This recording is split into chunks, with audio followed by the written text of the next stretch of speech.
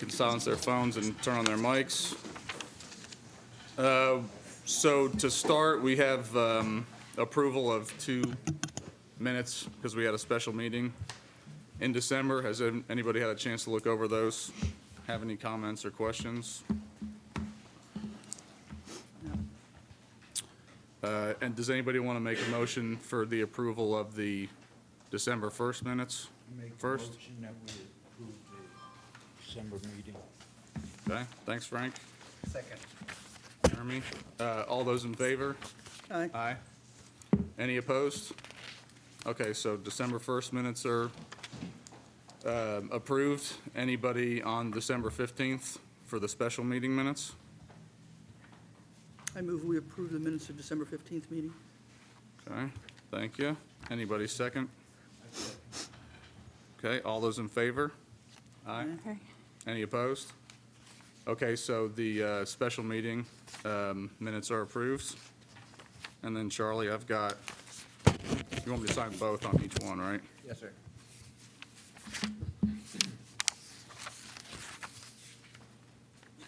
Please. Okay, I should have 4 signatures for you there.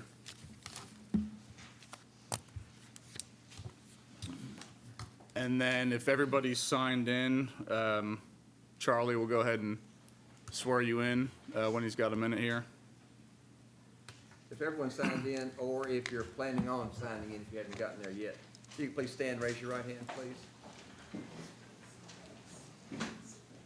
Do you swear or affirm the statement you make tonight to be the truth to the best of your information and belief? Yes. Thank you. Okay, thank you. And then before we start, on application old, letter A for still waters, and applications new for C for gathering place, I'll have to pass over my duties to our co-chair, Jeremy Emerson here, to proceed over those, and I'll have to recuse myself from conversation and abstain from voting because our agency and myself has represented Still Waters for insurance, and I currently sit on the board for the Gathering Place mission at this time, so he'll take over for those. Besides that, we'll go ahead and get started with that one. Jeremy, if you want to take over for that first old application. Sure. Thank you. Staff, you want to go ahead?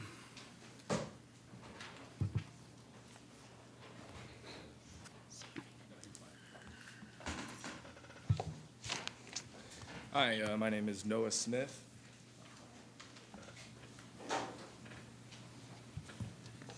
It's a pleasure to be here tonight with all of you. So this is a bit of a unique application in that it is not a new conditional use permit.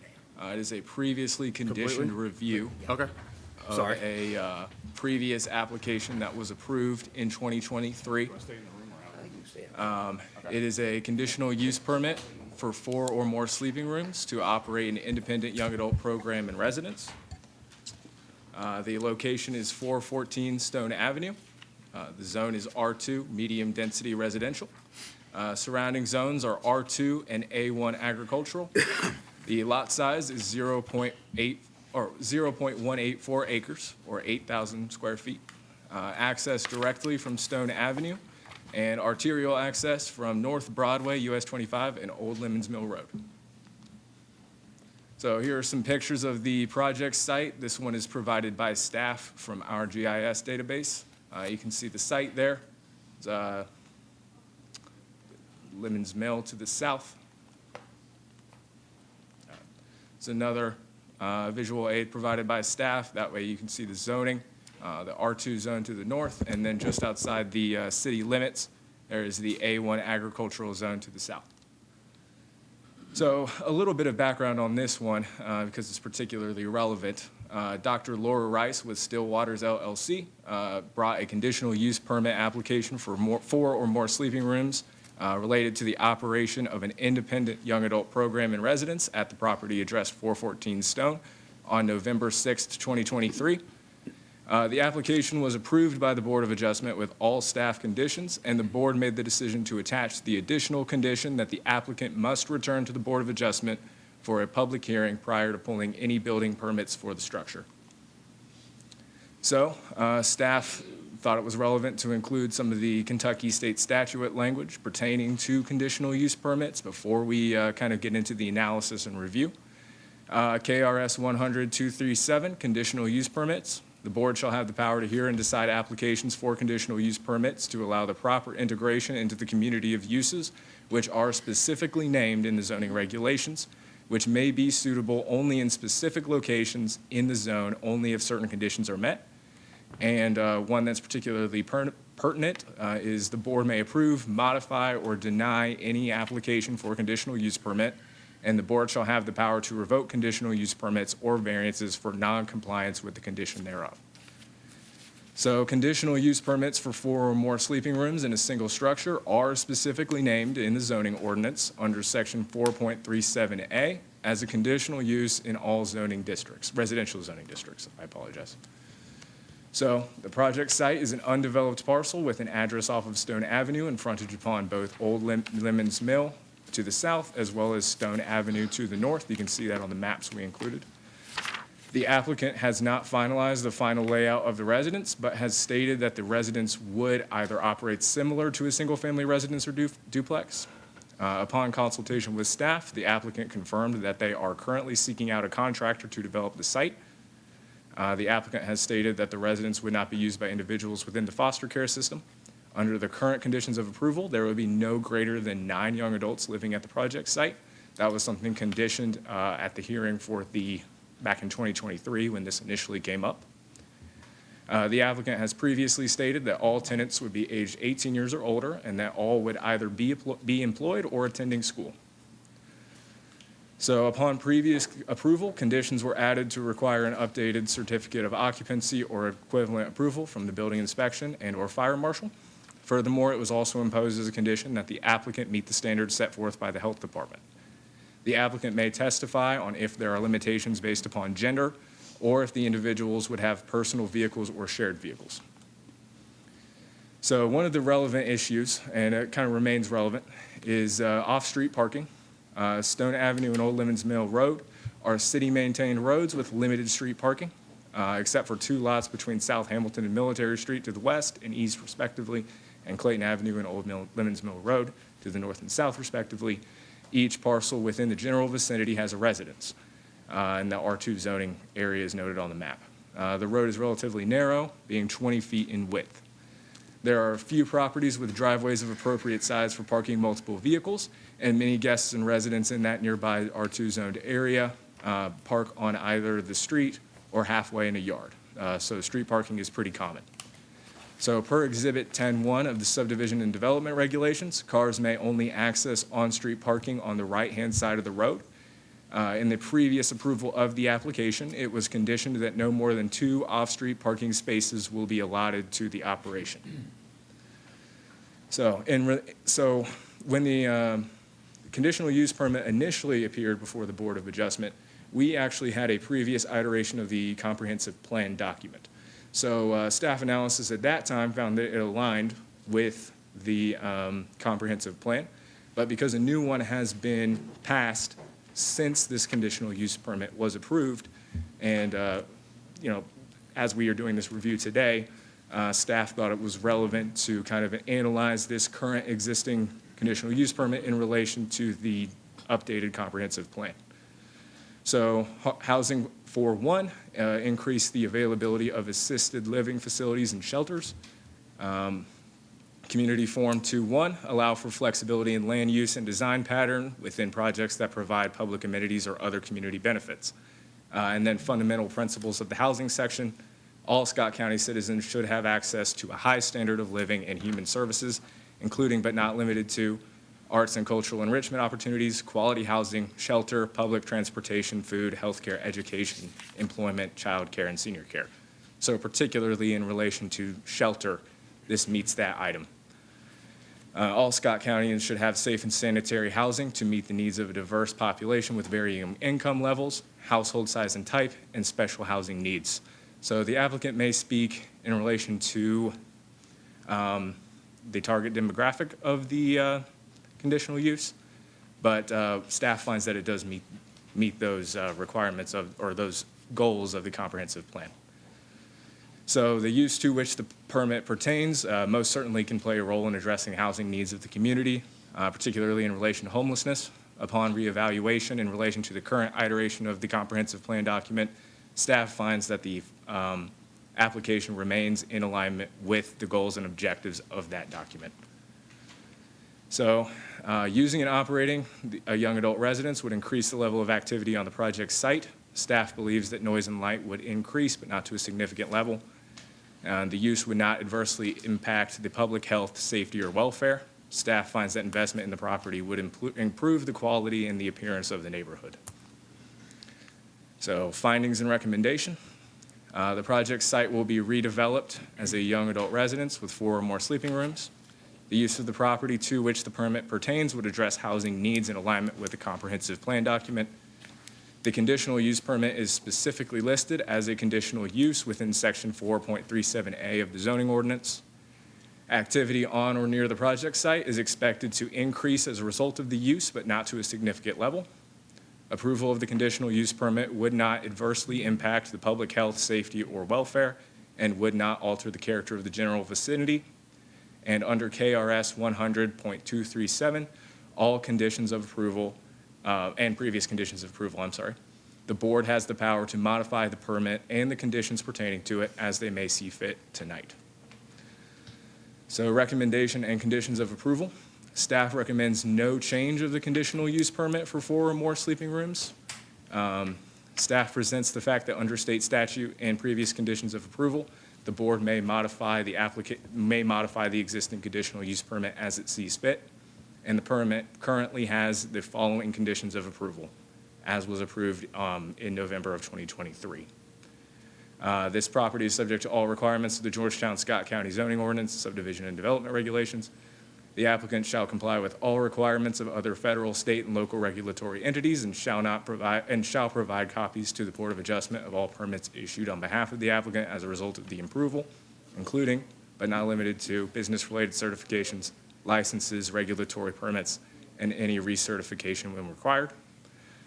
The applicant shall return to the board prior to any changes in the approved conditions or new uses. The conditional use permit shall become null and void upon the transfer of ownership or sale of the project site. The applicant shall meet all requirements of and obtain a building permit from the building inspection office prior to any construction. The applicant shall receive approval from the Scott County Fire Marshal for the maximum number of occupants in the project site. The applicant shall be limited to no greater than 9 residents on the site at one time. The applicant shall meet the standards set forth by the Health Department and WEDCO. Street parking related to the operations of the young adult residence shall be limited to 2 spaces. All other parking must be on street. I apologize, it's a typo. The applicant shall return to the board for review of the conditional use permit prior to pulling a building permit for the proposed structure, and that is a requirement being met tonight as of this hearing. So I can now take any questions that the board may have regarding this permit, regarding the text surrounding it. Does anybody from the board have any questions for staff?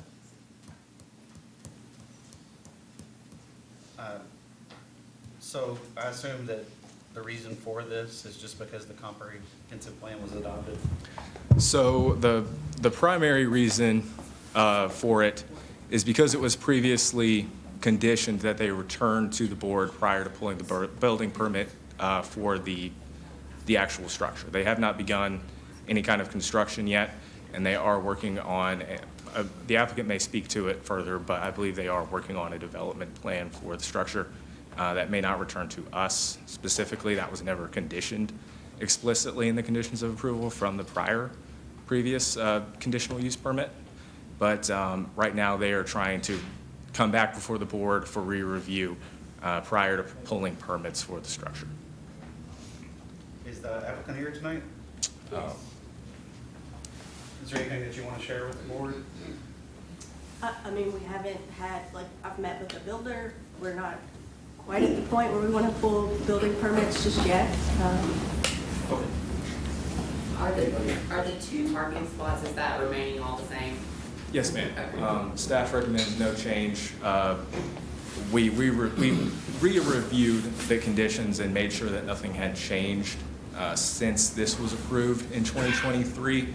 And that recommendation of no change to the conditional use permit, that is just a staff recommendation. Y'all can adjust as you may see fit, condition further conditions of approval or whatever you see fit to do. But no conditions are currently changed in relation to what was approved in 2023. Anybody else have any questions? Where it talks about in this document where they're gonna come back and have a hearing, I know that takes care of tonight, but whenever they do get a contractor, are we gonna be back at this point again, talking before things are built? So currently, under the current conditions of approval, it is not conditioned that they bring a development plan in. That is something that the Board of Adjustment does have the ability to do. I believe the development plan would return to the Planning Commission Board rather than here. But that is something, you know, you're welcome to add that if you think that that's necessary. It really wasn't like a stipulation for me, because I've read everything that went into it before, because a lot of people spoke for it, spoke against it, but at the same time, like they were talking about, like as things align, they will come up with a plan, and you'll share with everybody like what you're gonna do. So, and I like the fact that there's gonna be a lot of partnerships that are gonna take place. And so I've got a very good understanding of that. I was asking probably more or less for them. Right. That way, when that time comes, like having to come before the board again to discuss something that has been approved 2 or 3 years prior. I know that was a stipulation before, but I don't want to speak for the board. I want to see if they have any thoughts on that. One thing I will add to that on the record, that was discussed, Right. conditioning that back in 2023. The actual notice area of letters that we sent out as staff was the 500-foot radius when it is tied to a development plan, but it was never actually conditioned or put into place. One suggestion is if staff sees something when the development plan comes in that somehow clues them that, well, that might be a little different than what we were talking about, they can always then suggest it be brought back. That's all the questions we have. Absolutely. Unless you have one. Is anybody speaking against it? Is there anybody here to speak against it? Well, I'm not against it, but This podium. You can come to the podium. I Get a chance. signed up. Yeah, speak to that podium. Because right now I'm confused. My name's Gwen Curry. My husband and I own 404 Stone Avenue. We bought the house several years ago. It was completely collapsing. So we did the city a favor. We went ahead, tore it down, rebuilt. We rebuilt a duplex. One side has 1 bedroom, one side has 2 bedrooms. We are landlocked, not because of us, but years ago, I guess the property, the back part was sold off, and they built a house on Lemons Mill.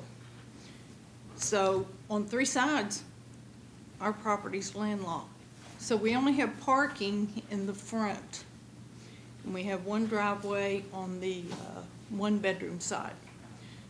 Lynn Foley owns a halfway house right beside us. It's a duplex. We have no problem with those people. But she also has a parking lot out back off of Lemons Mill Road. So our issue is the road is so narrow, you cannot drive 2 cars past each other without getting in somebody's sidewalk or lot. That's our problem. Parking is horrible. And I wish you all would just drive down that street one time. You'll see what I'm saying. There's nowhere to go. I mean, the lots are right to the street. The sidewalk runs right along the street. So there's nowhere to go with parking. And the telephone poles right on the street. But back in the day, that was code, so that was no problem, you know. but now it's built up and parking's horrible, horrible. Excuse me, what was the address of your property again? 404 Stone Avenue, Thank you, Gwen Curry, Steve Curry. thank you. But that's all, that's our problem. I have no problem with the halfway house beside us. I have no problem with the houses across the street, down the street. It's just parking. It's horrible. Thank you for sharing. Can we require that the 2 spaces be like on site? Because that's a big lot. They could have their 2 spaces on site. Oh, you sure you can, Okay. yes. I don't know if maybe you have the plan yet of how you're gonna build, but would it be something where you would consider putting those 2 spaces like on site? The parking? Mm-hmm. So, You can come over. the person, Ms. Curry, I think it's the person that will stay there full-time and kind of work as a house mom or a resident director, they can have a vehicle. Everyone else that's in the house will not have one. That's just a prerequisite or a requirement. They're just not gonna be allowed to have a car at all. So, I mean, we'll keep the 2 spots. In my mind, though, it's just one spot where there was a driveway before, which is right there on Stone. Are you building the house toward the back of the lot or the front? More towards the back, more towards Lemons Mill. I just met with a contractor So today. it's gonna be like the entry is gonna be coming in on Lemons Mill, like people will go in Lemons Mill? No, they would be coming in on Stone Avenue. But that would be the front of the house? Yes. So you're saying the parking would be off Lemons Mill, like to the Right. back? Okay. Yeah, just, yeah. I'm sorry, did you say that the parking is going to be on Lemons Mill rather than Oh, on Stone? Stone Avenue, sorry. Okay. It's on Stone Avenue. Is there a problem with putting that one person's parking space on the lot instead of on the street? No, it would be on the lot. So my understanding is that there was like a little driveway coming off of, there on Stone Avenue side before, when there was a house there a long time ago. But there was a driveway right there. I didn't even talk to the contractor today about a driveway at all, actually, now that I think about it. But we would just have that driveway there. It wouldn't be on the street parking. They would be able to pull in onto the property. So we wouldn't take any spots at all on the street.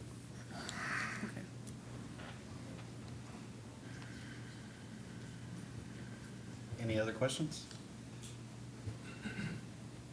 Anybody like to make a motion?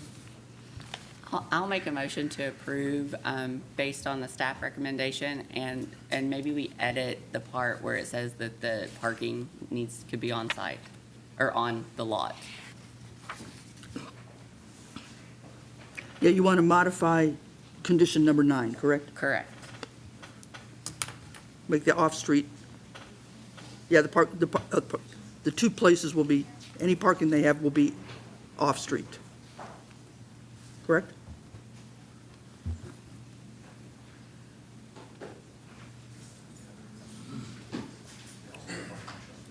Yeah, I just write it as, the motion is to approve, subject to the staff report with a change to condition number 9, so that all parking is required to be on-site, not street. Yes. I'll second that motion. So I got a second?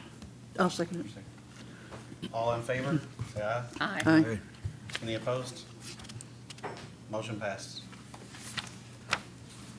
Thank you.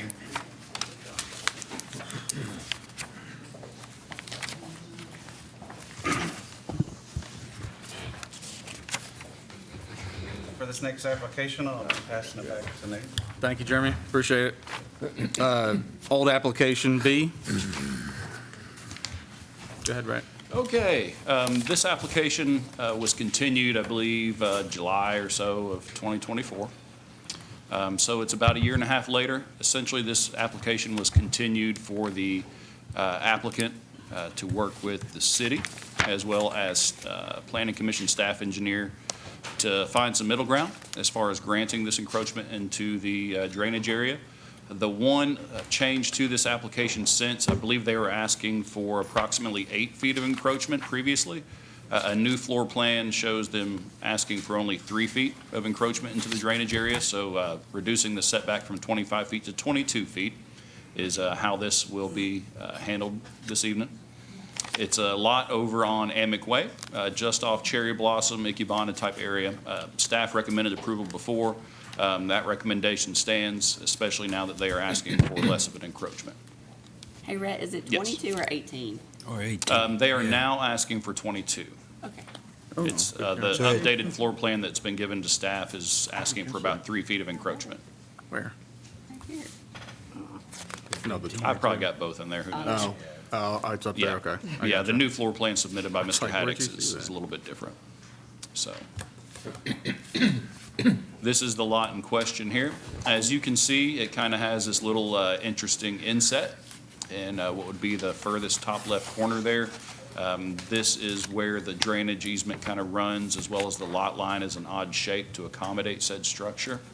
Again, this is just confirming the zoning of the parcel there.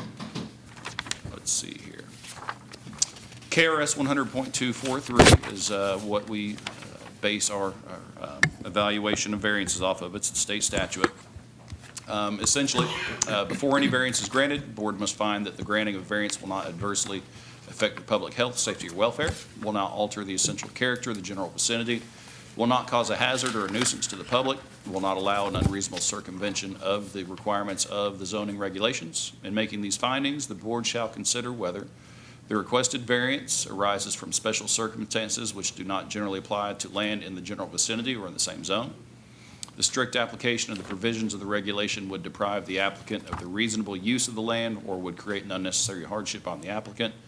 And the circumstances are the result of actions of the applicant taken subsequent to the adoption of the zoning regulation from which relief is sought. However, the board shall deny any request for a variance arising from circumstances that are the result of willful violations of the regulations by the applicant subsequent to the adoption of said regulations. Okay? So this is how the parcel in question is platted. Again, you kind of see the non-conventional shape of the lot. It's not quite rectangular. It's got an indentation there in the top left. Again, within the 25-foot building line to the rear, there is that drainage easement. So again, the applicant has brought us this updated floor plan here. The yellow shaded area is the area which would be encroaching within the setback / drainage easement. It is a overall 3 feet of encroachment they have requested. I'll let the applicant speak more to the nature of the building along that site. It appears that there may be some sort of patio function there, whether or not that's under roof or not. I'll let Mr. Haddix speak to that, as well as the rest of the encroachment. So this is the updated plan that is a little bit different from the one y'all have seen before. It is a lesser ask here. Any questions or anything so far? No? Okay. So the project site is, again, just under a little more than 1/10 of an acre in an R2 zone, which requires the 25-foot rear yard setback. The other extenuating circumstance about this lot is that setback also comprises of a drainage easement. Once these drainage easements are platted and put into action, essentially the developer enters into a contract with the city of Georgetown. That'll be kind of a maintenance agreement of stormwater and drainage infrastructure. And this is why the continuation was recommended before, is that even if staff recommends approval, the Board of Adjustment grants approval, they still will have to work with the city of Georgetown to essentially get a release of said easement to encroach upon it. It's my understanding that there have been discussions both with the city attorney and city engineer and staff planning commission engineer about this subject. From a planning commission standpoint, as long as the easement is essentially still unimpeded, the drainage functions how it should, the actual ditch, which more than likely is not the full 25-foot width, it's just a reserved area. As long as that drainage area is retained, staff, both planning and engineering within our department, take no issue with this. However, it is the ultimate authority of the city if they will grant a release to encroach. So even if you all were to grant the approval, they would still have to get with city engineer, whether it be Shea Fields or Eddie Hightower. So again, staff did identify the irregularity along the rear property line that kind of makes it bump in, creating it difficult to kind of make a square house there, if that kind of makes sense, where it dives in there. That's essentially why the lot shape is a little cumbersome. let's see here. Granting of this variance would allow for the construction of a home that is consistent with those on adjacent lots. Approval of the application would not create a hazard or nuisance to the public, provided the conditions of approval are upheld and the drainage is maintained, or alter the character of the neighborhood. Again, this would facilitate the construction of a home that is similar in size and shape of those around it and structure. And again, as long as the area functions as it should, planning staff takes no issue with this request, and such still recommends approval pursuant to our 3 standard conditions of approval.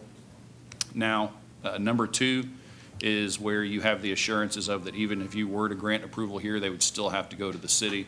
Item 2 states applicant shall comply with all requirements of other federal, state, and/or local regulatory entities, which obviously would mean the city of Georgetown as well. And that's all I've got. Great, thank you. Any questions for staff? Does the applicant need to add anything?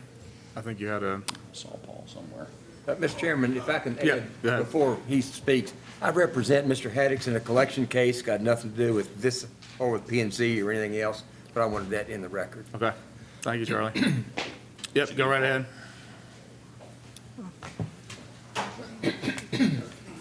Good evening, everyone. There's nothing unique to this plan, this house plan. Sold the plan, we sold a house, and the homeowner picked this lot. It's a plan that's very typical. We built many times throughout the neighborhood. It just happens that this lot is a little irregular. We haven't upsized the house at all. And really, the whole back of the house is on the roof. And there's really not much I can squeeze out of the house that would really hinder the floor plan of the house. So I'm asking for permission for the variance. I know I have to go through city yet, the city engineer, but first I need your all approval and would appreciate if you would work with me on this. Okay, thank you. Any questions for the applicant? Does anybody else want to speak? Yep, go right ahead.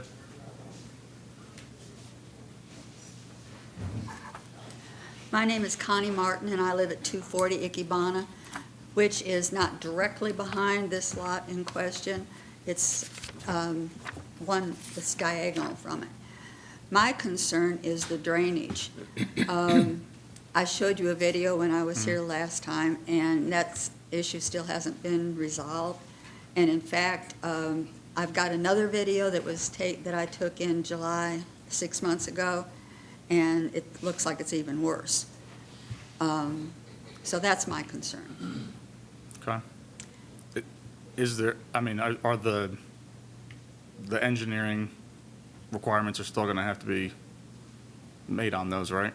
With relation to that? Yes, and just so, because I don't think we've got our little table microphone, I could go get it, but That's okay. just so I want to make sure I'm on the record. If that section of the development has been completed and turned over to the city, then any grievances must be taken with the city. This board can't do anything with those developmental standards.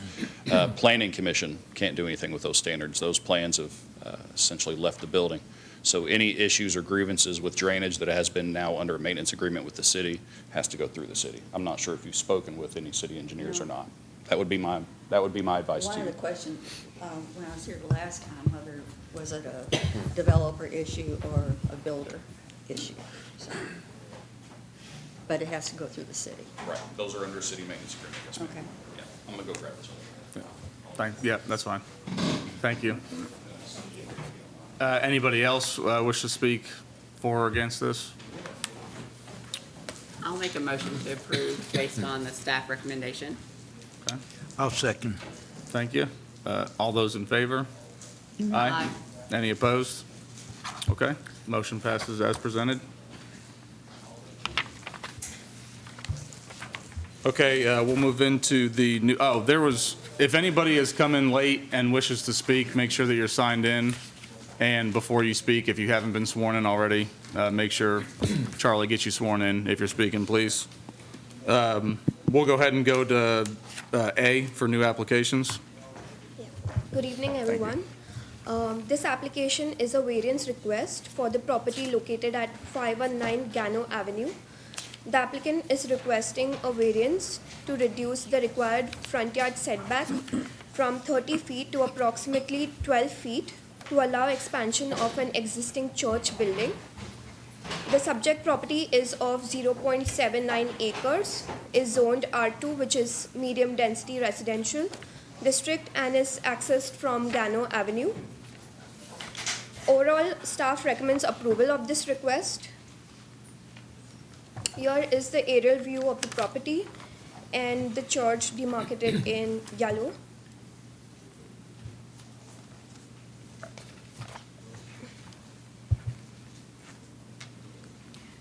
As mentioned in previous presentations, in reviewing this request, the board is reminded of the criteria outlined under KRS 100.243.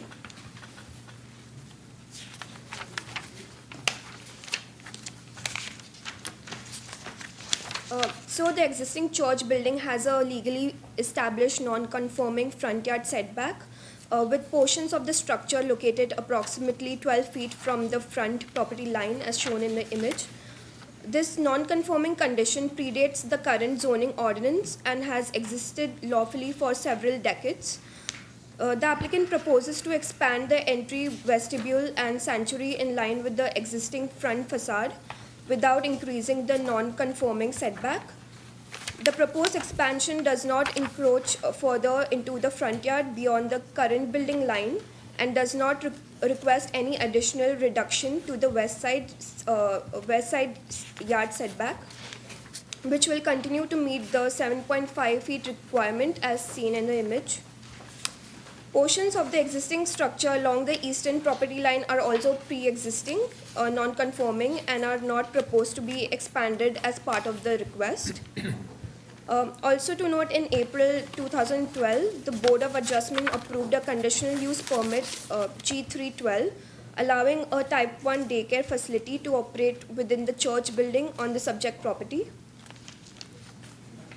These are few of the illustrations provided by the applicant, which shows the expansion of the structure.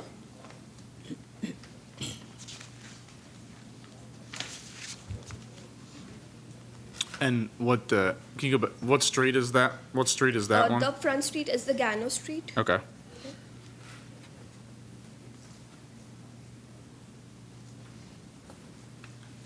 So is that gonna be on the side on, Hamilton or Poplar? right?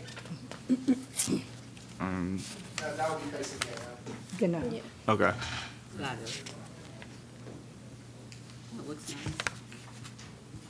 I think it's just coming off here. off here. It's hard to get around that. Mm-hmm. Staff reviewed the request in relation to the variance criteria in KRS 100.243 and finds that the requested variance arises from special circumstances unique to the project site, consistent with KRS 100.2431A, as the existing church structure was constructed prior to adoption of current setback standards and contains a legally established non-conforming front yard setback. The physical placement of the existing building creates a site-specific constraint that does not generally apply to other properties within the R2 zoning district.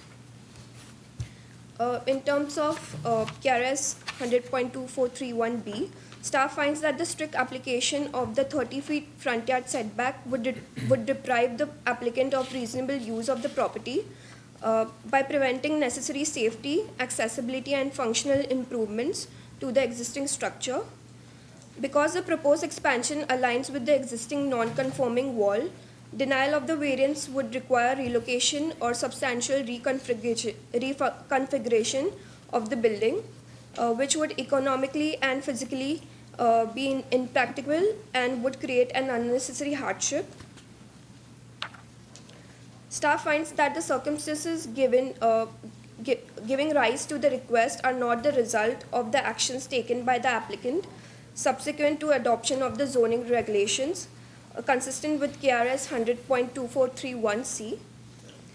The non-conforming setback condition existing long before the current request, and the proposed expansion is intended to correct existing safety and functional deficiencies rather than create a new encroachment. In terms of parking, parking and site access for the property were previously reviewed and approved under conditional use permit G312 and were found to be adequate for the existing church use and approved daycare operations. The site includes a substantial off-street parking area located to the rear and side of the building, with access provided from adjacent public streets, and on-street parking along Gano Avenue further supplements parking availability. The proposed expansion does not introduce a new use, increase occupancy, or materially intensify site activity beyond what was previously reviewed and approved by the board. The expansion is limited to improvements to the building entrance, vestibule, and interior worship space, and does not modify parking layout, access points, or circulation patterns. Based on review of the prior approval and the current proposal, staff finds that the existing parking remains adequate to serve the site and that no additional parking improvements are required in connection with the requested variance. In terms of findings, again, the project site is zone R2 and is developed with a long-standing church structure that was legally established prior to the adoption of the current setback requirements. The existing church building contains a pre-existing non-conforming front yard setback condition, which with portions of the structure located approximately 12 feet from the front property line, which creates a physical constraint specific to the site. The applicant meets the required side and rear yard setbacks, and no additional reduction to side or rear yard setbacks is proposed as part of this request. The subject property has an established history of adequate on-site and off-site parking, and the proposed expansion does not introduce any new use or alter any site circulation. Strict application of the setback would create an unnecessary hardship by limiting reasonable safety and accessibility improvements, and the hardship is not the result of the applicant's action. The requested variance will not adversely affect public health, safety, or welfare of the neighborhood. Overall, the staff recommends approval of this variance request with the following conditions of approval as stated in the staff report.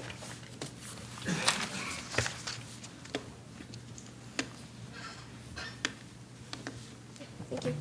Thanks. Any questions for staff? Good.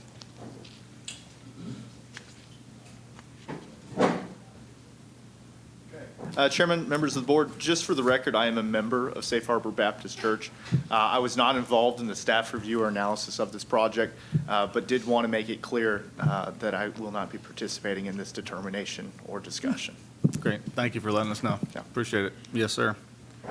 Any questions, staff, on this? Does the applicant have anything to add that hasn't already been presented? Honestly, no, I think Okay. she did a great job summarizing. Great, thank you. And is there anybody else here to speak either for or against this? I just need clarification. Do I need Could to? you, yeah, if you could state your name, that'd be great. Yes, please. Christy Dennis. I live on Poplar.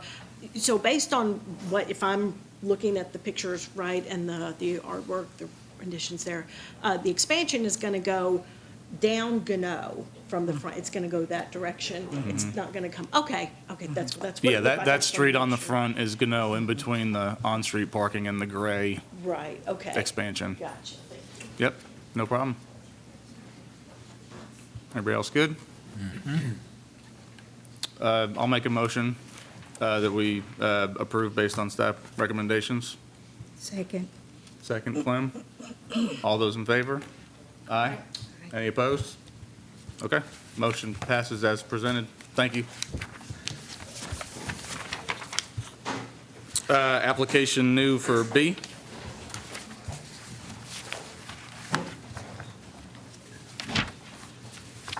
Aye again. All right, so new application G 2026-02.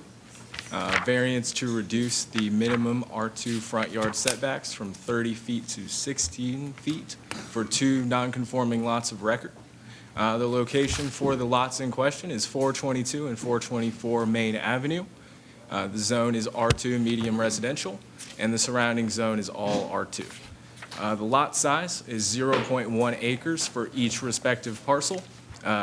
Direct access is Main Avenue, and arterial access is East Main Street and North Broadway. Staff ultimately recommends approval on this application. So some visual aids here. Circled in red there are the two lots in question with the frontage along Main Avenue. You can see the predominantly surrounding zones is R2. This is material submitted by the applicant. This is a survey done recently of the two lots with a kind of just a visual added indicator of where the planned homes would go, as well as the setback lines from the street. And this is another staff visual aid, just with the from our GIS database. You can see the two lots there along the street. So some background. Under current conditions, the two lots in question are non-conforming lots of record. These lots were created prior to the implementation of contemporary zoning standards. That includes the minimum lot size for the R2. These are recorded in Deed Book 51, page 178. So as a result of the small lot size, because they were created before that minimum lot size was implemented, the applicant requests this dimensional variance to enable the construction of two single-family homes, one upon each respective lot. The lots were recently surveyed in May of 2025, as you can see here. And both sites are undeveloped as of the date of this application. So KRS 100-243, my colleagues Rhett and Toshi were already gracious enough to read that off for me, so I don't have to read it all out. Is the applicant's burden to provide evidence justifying findings of fact satisfying KRS 100-243. Purpose of this stringent standard is to uphold the spirit and broad applicability of the zoning ordinance while providing for equitable relief in particular isolated circumstances. An administrative decision granting relief to one having the burden of proof must be supported by findings based on substantial evidence. Without such support, the decision will be deemed arbitrary. So, because these lots were created prior to the implementation of Georgetown's zoning standards, the lots inherently contain other non-conforming dimensional facets distinct from the front yard setback. Per the schedule of dimension area regulations, a minimum lot size for the R2 zone for single-family lots or development is 7,500 square feet or 0.17 acres. So with the area of both respective lots being 0.1 acres each or 4,350 square feet each, the minimum lot width, or the minimum lot size for the R2 zone is not met in this case because they are non-conforming lots of record created before those standards were implemented.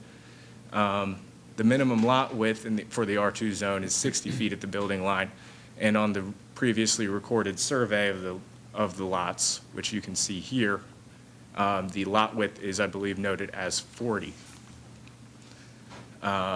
So the properties have pre-existing non-conforming status in relation to those dimensional requirements. So the Georgetown-Scott County zoning ordinance directly addresses the circumstances of the two respective lots in relation to existing non-conforming status. When a lot which is an official lot of record at the time of adoption of this resolution does not comply with area, yard, or other requirements of this resolution, an application may be submitted to the Board of Adjustment for a variance from the terms of this resolution in accordance with the procedure outlined in Section 5.4. Such lot may be used as a building site, provided that in the opinion of the Board of Adjustment, the yard and other requirements of the district are complied with as closely as possible. And then Section 5.4, if an undeveloped lot of record before July 31st, 1958 is too small to allow conformance with the dimension and area regulations, and if the owner has owned no adjoining land since July 1st, 1958, the board may grant a variance to allow the owner the reasonable use of his premises. When adjoining undersized lots of record are under the same ownership, they shall not be used or sold separately except in conformance with the dimension and area regulations of the zoning ordinance. So the applicant has presented the argument that the grading to the rear of the project site is too steep for construction closer to the rear property line, and that it would be too extensive or financially challenging to change the grading to the rear In relation to this claim, staff finds two primary findings. Variances are not evaluated in relation to financial hardship, and the grading slope to the rear of the structure is not intense enough to constitute hardship. Staff did a site visit to evaluate the grading to the slope of the rear, as well as consulted with engineering staff and found that it does not necessarily justify the variance in itself. That being said, other facets of the application must be considered in relation to the state statute. While it is important to note that nearby variances, waivers, or nonconforming lots do not create any form of precedence regarding the consideration of variance requests, such traits may be considered in relation to the essential character of the general vicinity. Staff find that the front yard setbacks of nearby lots with frontage upon Main Avenue are the same as, if not less than, 16 feet removed from the front property line. Again, it needs to be reiterated that the nonconforming status of nearby structures does not create precedence for this application. However, it may be considered in relation to the character of the general vicinity. Similarly, staff find that the application will not create any public safety hazard, as the 16-foot setback from the property line would remain 30 feet removed from the center line or the observed minimum right-of-way for Main Avenue. This right-of-way is noted in previously recorded surveys of the property, as seen in the presentation here. The establishment of the right-of-way in relation to the center line of the road is primarily for safety purposes. So Main Avenue is a city-owned road with an observed 20-foot right-of-way from center line. Potentially reduced 16-foot front yard setbacks don't encroach upon this established right-of-way. As a result, the granting of the front yard setback will not adversely affect the public health, safety, or welfare, and will not cause a hazard or a nuisance to the public in relation to traffic on Main Avenue.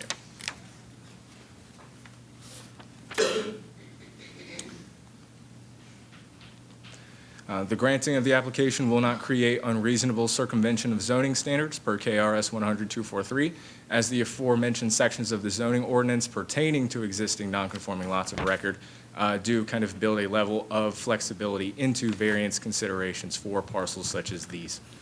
In relation to KRS 100-243-1A, staff posits that the status of the two lots as nonconforming lots of record created prior to zoning standards does constitute special circumstances. While these circumstances do apply to land in the general vicinity, as previously noted in relation to the other nonconforming lots of record on Main Avenue, these circumstances do not generally apply to land in the same zone. Most R2 parcels were created after zoning regulations were implemented. Zoning regulations are tailored and intended for R2 zone parcels created after the implementation of zoning standards, particularly the standard minimum lot size, setbacks, lot width, and things of that nature. Therefore, staff find that the nonconforming status of the lots in question constitute special circumstances that do not generally apply to land in the same zone. And the details of the application do not conflict with Section 1C or Section 2 of KRS 100-243. So, findings. The project sites are both zoned R2, roughly 0.1 acres each.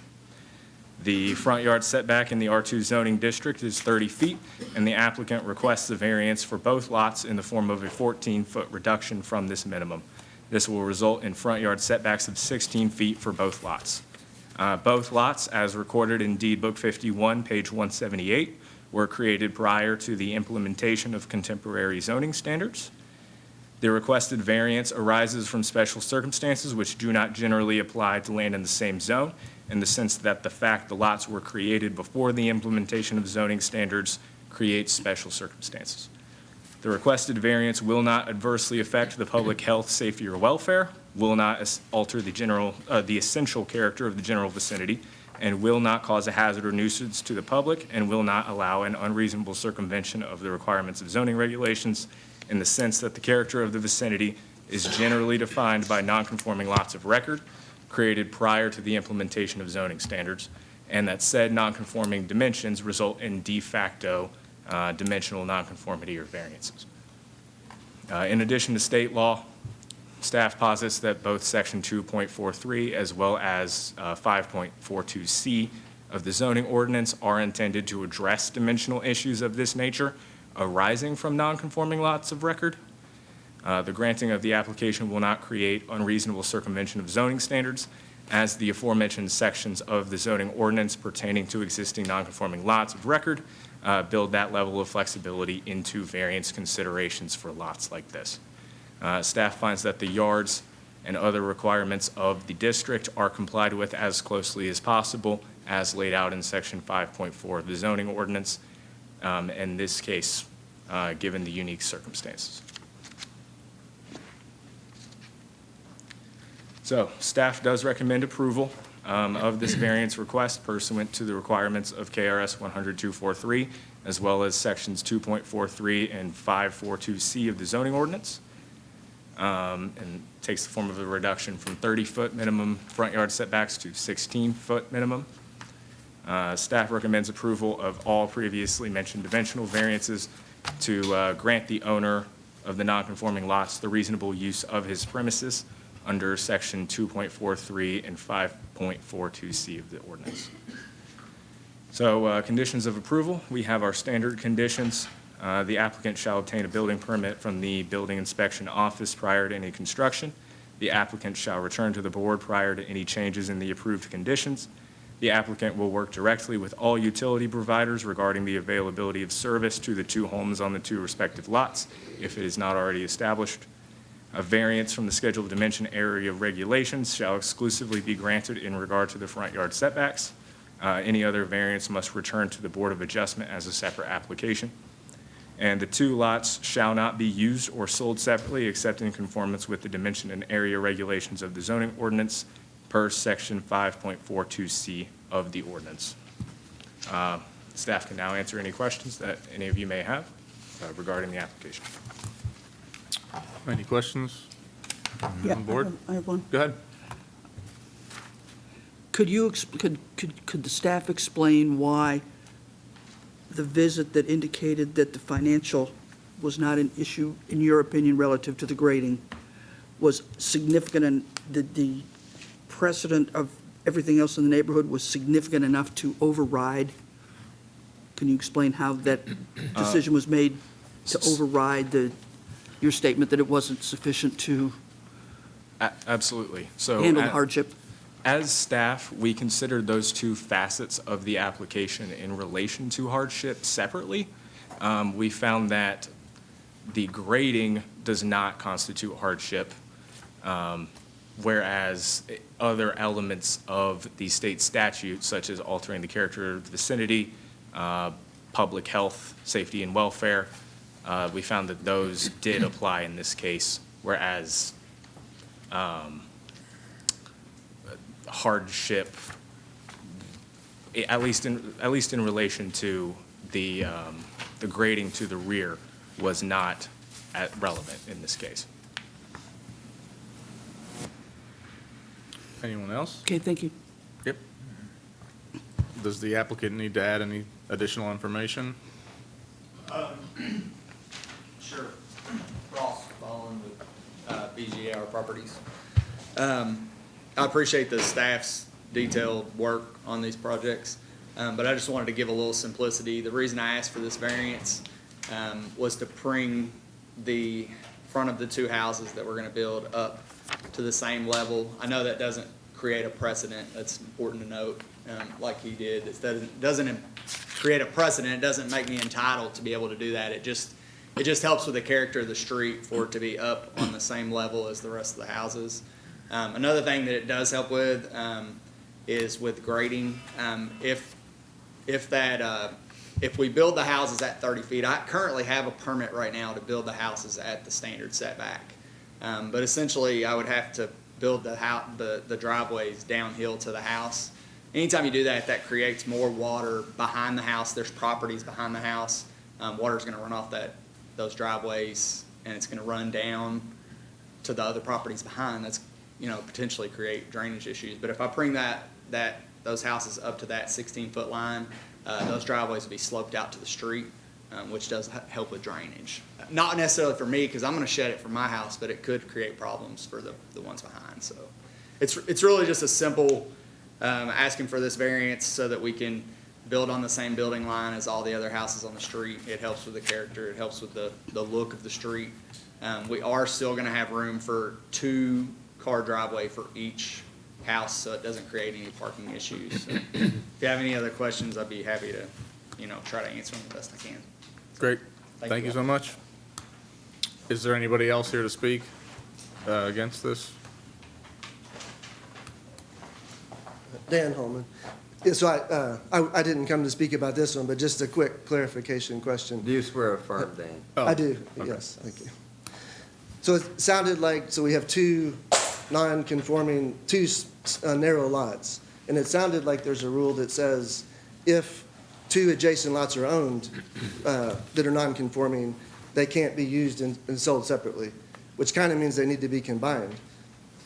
So I just wanted to ask, did I understand that correctly? This thing that says they cannot be used and sold separately, what exactly does that mean? Because it sounds like they're being used separately because they're 2 different houses. So then the question for the applicant would be, why not build one house, take these 2 narrow non-conforming lots into one conforming lot and build one house? So the question, Sure. did that make sense? The question about that statement, not used or sold separately, what does that mean? And then why not build one house instead of 2? Oh, do staff want to? Well, sure. That is what the rule says.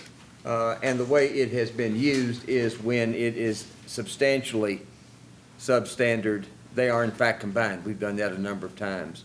When it requires a minimal variance like that, I'm sure, without actually doing the research, I'm sure there have been times we have not, because that's a considerable loss of value to the owner if in the slightest bit of nonconformity, they get basically taken from 2 lots to 1.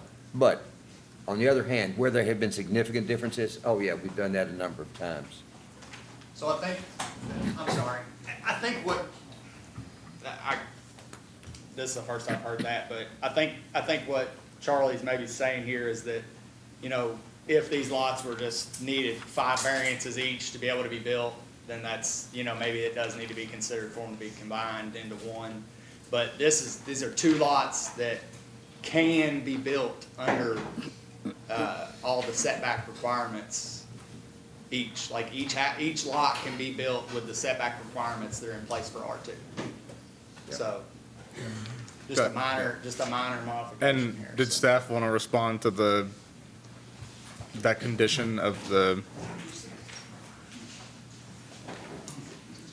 Does the applicant know he couldn't sell himself? Okay. Yeah. So obviously, the question here is reasonable use. And so in circumstances where you have 2 lots next to each other, where there could be no reasonable use individually, yes, you should combine those 2. I think that's what Mr. Perkins was kind of referring to. The ordinance in this case, though, the question is what is reasonable for the individual lots? They're seeking the same variance in this case. They are lots of record that pre-exist. And so I think that one's up to the board's interpretation. I do want to call out condition number 7 that was put on here by staff. Right now, both lots are owned by one individual. The same individual is developing both lots. I do think it's open for the board's consideration of what they're trying to preserve here, because condition number 7, as it is currently written, is that the 2 lots shall not be used or sold separately except for in conformance with the dimension area regulations. So in this case, that does interrelate the 2 lots, but does that accomplish the goal, or does the board believe that that is an appropriate route forward? And so I think that is also for interpretation here. Basically, do we want those houses being sold off separately in the future? And I would imagine the applicant again has something to say about that as well. Right. So does the setbacks that we're looking at currently approving, it's gonna be very familiar to what the other houses are if they're two separate lots, correct? Okay. The lot size is very Similar. similar to other Yeah. lot sizes. And again, I know that's not a precedent, but Right. just in the character of the, as you can tell from the houses next to I it, think yeah. it's appropriate for the board to consider that, even if it's not a precedent. Am I okay in saying that? Yeah, staff. The applicant can represent themselves however they want.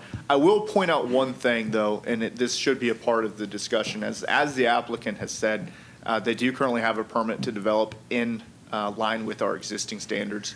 We do want to be careful about giving out variances where a variance isn't necessary. The applicant has expressed that because the design of the driveway heading downhill, and that staff took that into consideration in the Right. grading on the lot. But just with the applicant stating that, I need to just point out that we really would, we want to make sure that we're only granting the minimum variance necessary for the realization of the use. That's, again, for the board's discretion. Okay. Anybody else I that got wishes to a speak? question. Yep. Is this the property between Teddy Avenue and Booker T? Is that the Yes. property? What's that? Yes. Okay. Now. It's between Teddy and Booker T. Okay. Correct? Okay. On Lynn Street, okay, on Lynn Street, we've got a drainage problem down there at that corner already. Where is that? I don't see it. Where is that? It's the corner of Booker T, it's the corner of Teddy Avenue and Lynn Street, in between Booker T Must be down here. and Teddy. That's all downhill there. Now, I have no problem with him building his house, but without a variance. Because we already got a drainage issue down there where we get water in heavy rains build up on the road already. This variance would only help that. Well, you know what? That variance will only help that, but still, he's got two houses, concrete, all downhill. How far away? How far away is this? How far away is that? Yeah, I can't It's see it not on the our- map. It's not on our map. It's basically the top of the block. It's probably a quarter mile. It's not a quarter. It's not a quarter But mile. it's- Maybe It's a 100 yards. 100 yards. But it's several houses away from It is. this, right? Yes, it is. Yes, it I don't is. But see any still, houses. we already got an issue down there. The city may need to address that. Yeah, I And don't- clean our drains out to, I know that's not this fight here, Yeah, I'm not sure but, if we can answer whether that will. well, I just asked you not help or to, I deter just the asked drainage. you not to give him his variance until he goes through the city. Thank you.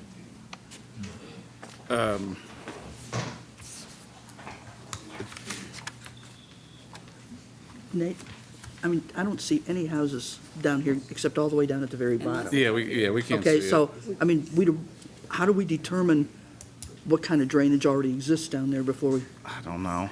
Well, we don't. Okay. I don't know. But there is an I'll make a motion to approve based on staff recommendations, but I would like to amend number 7 where the applicant can sell the two lots separately. I thought the statute said you couldn't. She's overruling them. Statute? No, that's not statute. That's local ordinance. Oh, ordinance, okay. You're talking about approval 7? Is that what number Or it is? the conditions of approval 7? Number 7. Two lots. Yeah, because they are two lots and we're only giving variance for the same thing. And he's okay with that.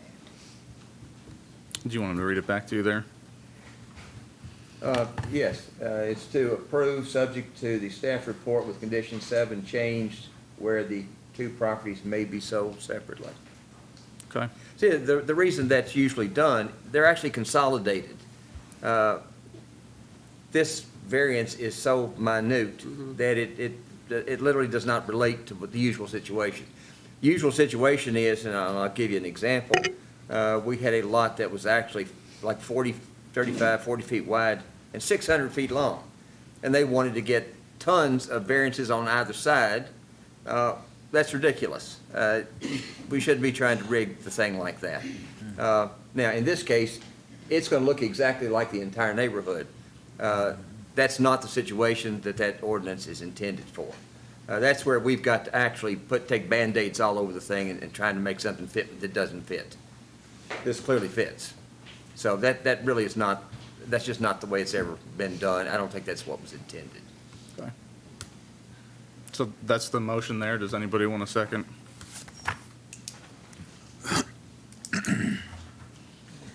I'll second it. All those in favor? Aye. Aye. Any opposed? I have one opposed. Who's opposed for Charlie there? Oh, Three. we got 3 opposed? 3, 4. Yeah. So what do you do then? It's, It's That's split. 3 to 3, right? Well, then we don't have anything. So we got to try again.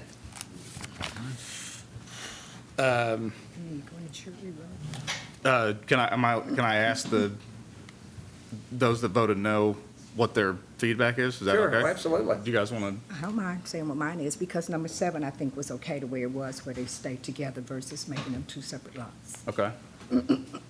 Anybody else? I felt the same thing. Okay. Same? Well, can I just pitch in that? Sure, go ahead. Charlie's kind of already clarified that regardless of this variance application approval or denial, that really doesn't apply here. Am I Well, right? it does apply. It's just that the application is so minimal that the effect that is usually intended, which is, these things should not be built on separately, therefore they've got to be consolidated, therefore they can't be sold separately, because they're consolidated. This one is not going to be consolidated.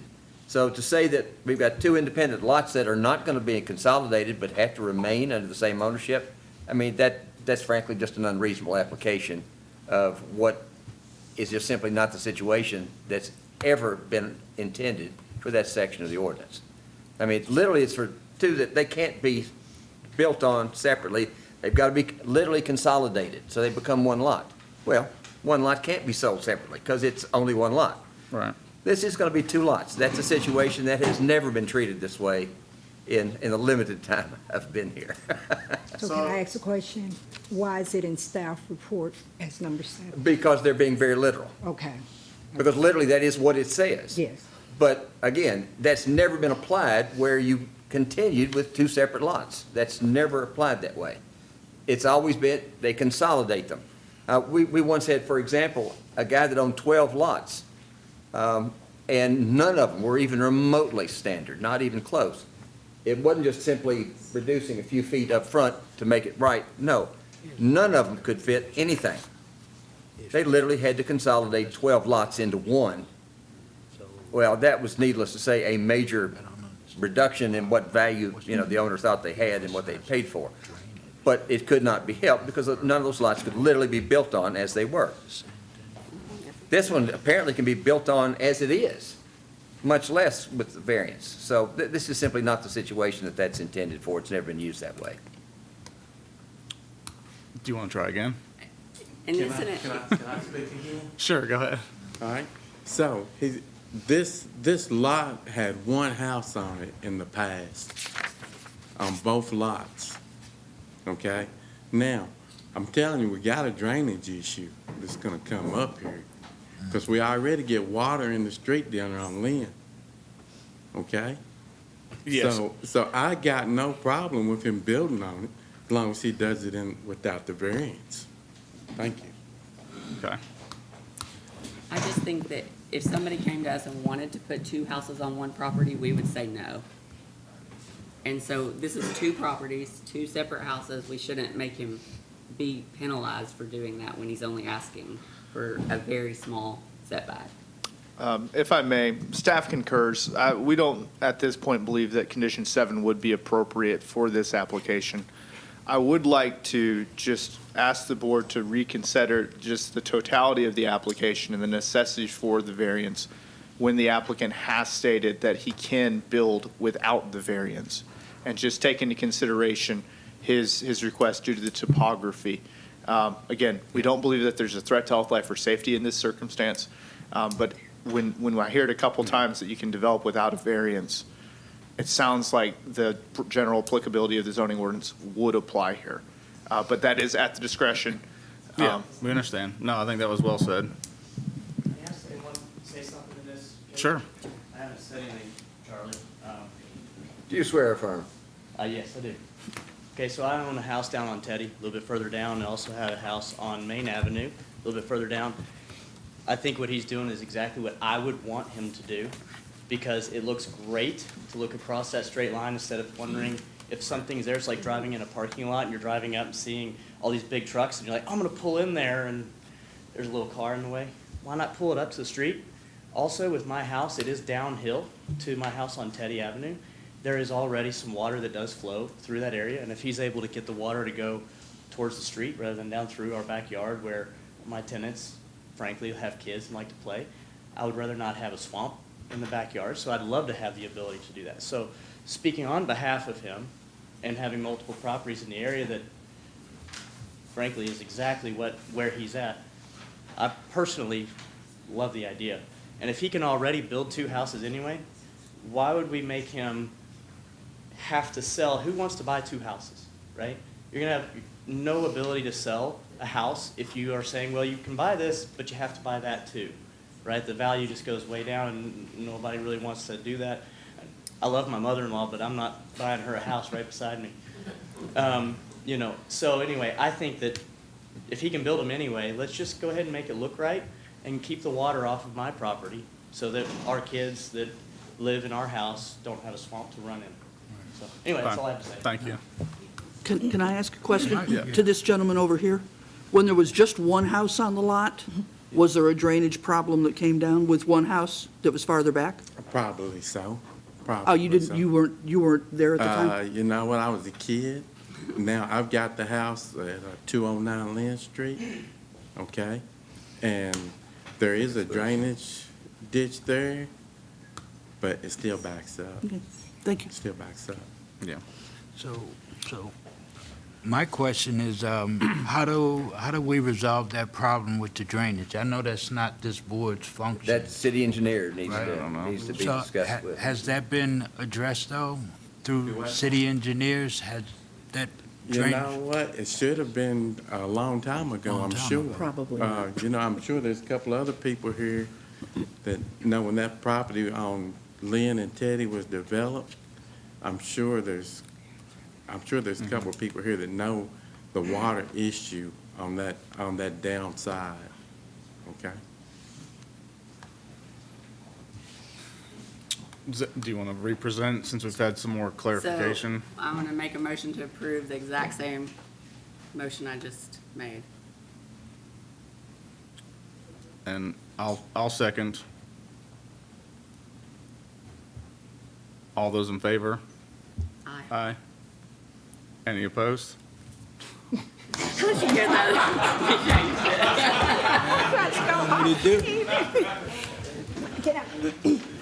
I just want to say one thing myself too, is that ahead. like, number 7 was my hiccup for the whole thing. So now staff is saying they shouldn't have put that in there.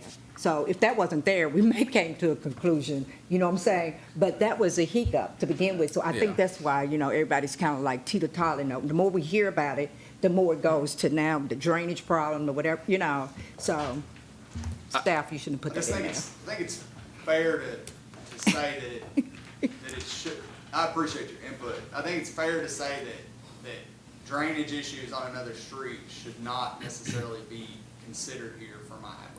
And I don't know that we can even adequately Like, I say don't think- whether the building of this is going to make a difference or not. We can't even answer that. I don't know, I'm sorry. Yeah, I mean, it's an older neighborhood, there are drainage issues in places. I would hope that the city would address that, but I just think that has nothing to do with what I'm trying to get approved So I here think he's today. trying to make it go that way. So I just hope that you can, I just hope that you can see past that and give me an approval today. I own quite a few lots over there. I'm building these houses to provide entry-level priced houses for people. These houses will be for sale.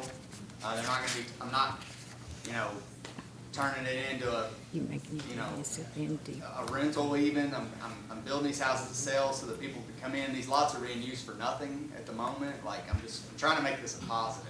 Because I've built like 6 houses in the neighborhood, and I personally feel that every time I do, it's a positive to the neighborhood, so. That's to you. I'm trying to make it. So what technically, in my opinion, could happen if we can't kind of come together is he can take these lots, he can sell one to me and he can sell one to Charlie, and then I can build a house and Charlie can build a house. Same thing, right? Yeah. Yes, because there are lots of records. Without they can sell. without a variance. So we have to make sure that we're treating people fairly. Because they don't It's, comply. You know, it's the same Yeah, thing. and so, I don't again, have any problem with him building his house. No. Okay, I have no problem with him building his house. I told you that. Just without the variance. Right. Go ahead. and again, as the board considers this application, we just want to be very clear that should the application be denied, we do not want to deprive him of the reasonable use of the property. And so the development of a single-family home on an existing lot of record is expected. We want that. And staff's recommendation of approval is based on finding the minimum relief necessary to allow that use. And so, as Mr. Perkins has pointed out and as has been discussed, the idea that these lots remain separate makes sense for this neighborhood. Now, the question is just when that house gets developed, where is it located on the lot? Whether it comes to the line or whether it's further back. And the applicant could, as he said, he already has an application, he has a permit to build them, meeting our setback requirements. So we want to preserve his use of the property with reasonable expectations. Just to add to that, I was literally on the site, already had a surveyor mark it. I literally looked at it, I said, you know what, I can build it this way, but it's just better if I'm able to move it up to this 60-foot line. Like, it's just a better use of the property. If I get it moved up, it's better for the lots around it, it looks better. I literally could already have this house under construction, but I decided to come here, wait a month and spend $150 to come here and ask the board to let me make it easier, let me make it make more sense. That's why I'm here tonight. Yes, sir. Nate? Yes. Can I ask a question of Charlie? Yeah, of course. Go ahead. My question has to do with protection for the applicant. If we were to pass this with this ordinance still there, what is the liability to him if they do want to sell them separately and someone challenges him? Does he have protection? Well, first off, I don't think it's enforceable to do that. I don't think that restriction in this situation is enforceable. So I don't think he needs protection. I think he's protected just from the beginning. Because in the situation where this applies, you must consolidate the lots. So then there's no question about selling anything separately. There's only one lot resulting. That's not going to apply here. So the whole thing really does not apply here. But it still needs to be on here as a condition? No. In fact, they said No, there I said to remove the condition. well, but even after she said remove it, staff said remove it. So Yeah. it's no longer a condition. Yeah. Yes, sir. So it sounds like number 7, technically speaking, according to a rule, you're supposed to have it, but it's not applying in this case. So if you remove that condition, that's going to increase the value of the properties, because now you can sell them separately. It's not increasing, it's just maintaining that I can always sell them separately from the beginning. Right, so that's helping the developer have more flexibility, is that if you could sell them separately, that would be good for you, and it makes sense too. So he can develop them setback, but probably that would be a little weird, everyone's admitting. It's gonna be probably better home value and better real estate value that's increasing the value for the developer to move them up, which also makes sense visually. Yeah. He stated that he's not looking to remedy. It doesn't apply here. Could you all put a condition in there that if you allow this variance and remove number 7, you put in the deed where you cannot use this as rental, it has to be owner occupied? Is it, you're not allowed to do that, that's the question. I'll talk I don't think we can do that. Yeah. That's a question for the staff, is that illegal? Are you able to do that? No, nobody can. No, I don't know. Holden, you want to go ahead? Staff enforces local zoning ordinances. I do not weigh into deed restrictions from this office. Okay, are we allowed to try another motion or the same one? It's the same motion. Sure. You got two lots, Thank you. there's gonna be two houses there regardless, he just wants them to be uniform with the rest of them, what's the difference? Yeah. I don't get it, he can build the houses regardless, correct? He Yes. just wants to move them up so they match the rest of the houses, that's all. So, Yeah, but it's just gonna match the rest of the houses.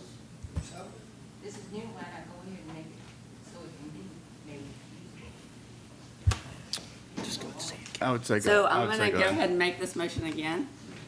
And, same exact. You're hard-headed lady. I'm very hard. And I'm hard-headed for seconding it, I guess. So Yeah. I'll second it. All those in favor? Aye. Any opposed? Okay. So now we're 4-2. 4-2. and that's Yep. good. So the motion passes as, passes as presented. Thank you all. Hey, I do want to mention one thing really quick. I know there was a lot of question about drainage. Hold I on do- a sec, guys, hold on. I do think that's something that you guys can bring up to the city, because we aren't the board that can address that for you. Yeah, I would agree. You can make a phone call about it. Okay, so that one passes. We'll go ahead, Jeremy. Yeah, you're taking over for this one. And then after this one's concluded, I'll come back to conclude the meeting. Thank you all.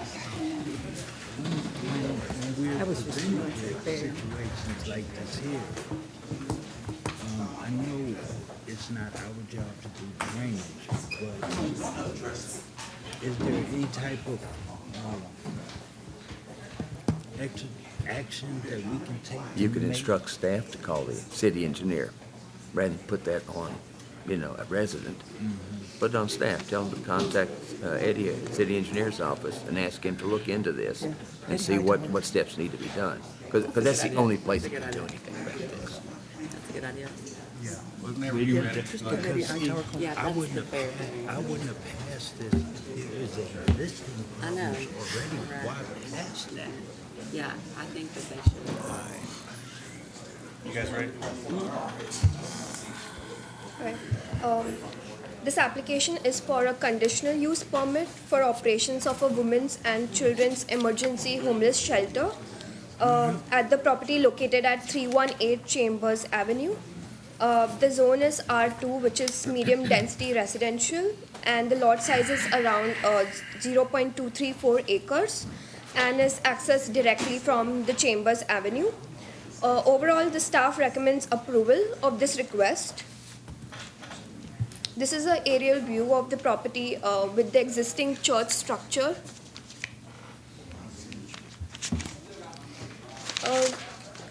So the project site contains an approximately 5,866 square foot of structure built in 1921 that is currently used as a church, and the proposed shelter will operate entirely within the existing building footprint. Interior spaces will be used for sleeping accommodations, bathrooms, showers, laundry facilities, food preparation and supportive services, with a separate rear entrance provided to support shelter operations. During the initial phase of operation, the applicant intends to relocate women currently served at existing shelter locations, including facilities at 321 and 346 Bourbon Street, to the site. Based on the information provided, the shelter is anticipated to serve up to approximately 29 women and children during phase 1, with the potential for additional staffing as the facility expands in the future. The shelter will operate as a low barrier facility focused on emergency housing and housing stability, providing meals, hygiene facilities, and wraparound case management services. Staffing, supervision, and all interior renovations and life safety improvements will be conducted in accordance with applicable building, fire, and health department requirements.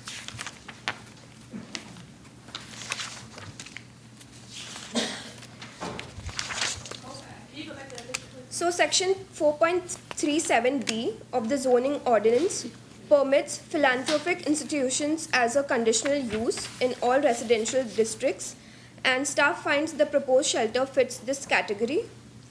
The shelter will operate within the existing institutional building with no exterior expansion or commercial activity. Based on application materials, potential impacts related to traffic, parking, noise, and lighting are expected to be limited and manageable. Staff finds the proposed use to be compatible with the surrounding residential neighborhood with subject to appropriate conditions. Approval of the conditional use permit subject to standard conditions will not adversely affect public health, safety, or welfare, or alter the character of the general vicinity. In terms of findings again, the project site is zoned R2 medium density residential with an existing structure that will be reused for the proposed shelter operations. Section 4.37B of the zoning ordinance lists philanthropic institutions as a conditional use in all residential districts, and staff finds that the proposed women's and children's emergency and homeless shelter most closely fits the described use. The proposed shelter will operate entirely within the existing building footprint and does not include any exterior expansion or commercial activity. In conclusion, staff recommends approval of this request for the conditional use permit for the operations of the Women's and Children's Emergency and Homeless Shelter at the subject property, provided with the conditions as mentioned in the staff report, with an addition condition of approval from the Scott County Fire Marshal for maximum occupancy prior to commencement of operations.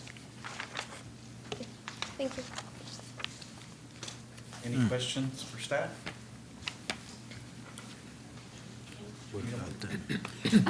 Someone did want us to put the picture back, like the photo of the map. Sure.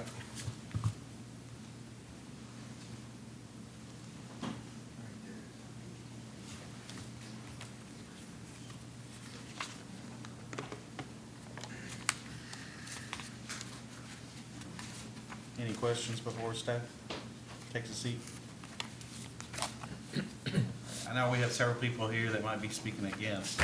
Would you like to speak for it first? Maybe you can address some of their questions. Yes. So my name is Heather Johnson, and I get the privilege of helping people at the Gathering Place. And so I'm a longtime church girl, and I think this is the best expression of a church, is to not only offer Sunday services, but to do ministry, and that's what we do. We're a faith-based shelter, and we're looking to bring our two houses together and bring the women and children together under one roof. In the month of November, we actually turned away 74 women and 24 children in Scott County from shelter because we were out of space. Excuse me, when was that and how many? It was in November, and we turned away 74 women and 24 children by phone who were calling for shelter space. That's a problem. Part of the city's comprehensive plan that's been adopted calls for more shelter beds. This is our opportunity to do that, and we see that as an opportunity because it is literally within 60 seconds walking distance of where we currently are. It is for women and children only, and we will also be holding Sunday church services, Monday night outreach classes, and there are people lined up to do those speaking and teaching obligations.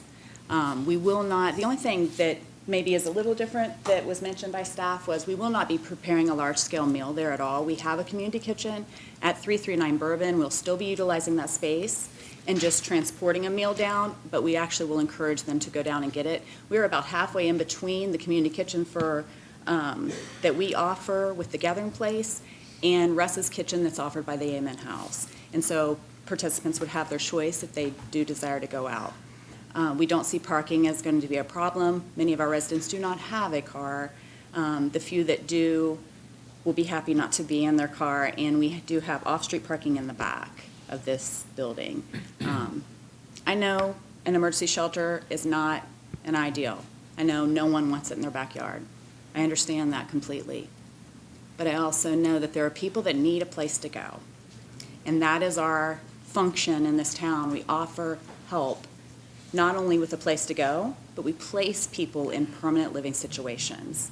We do this with rapid rehousing funds. We work with different participants, whoever will work with us as a landlord and help us get people into permanent housing, back on their feet.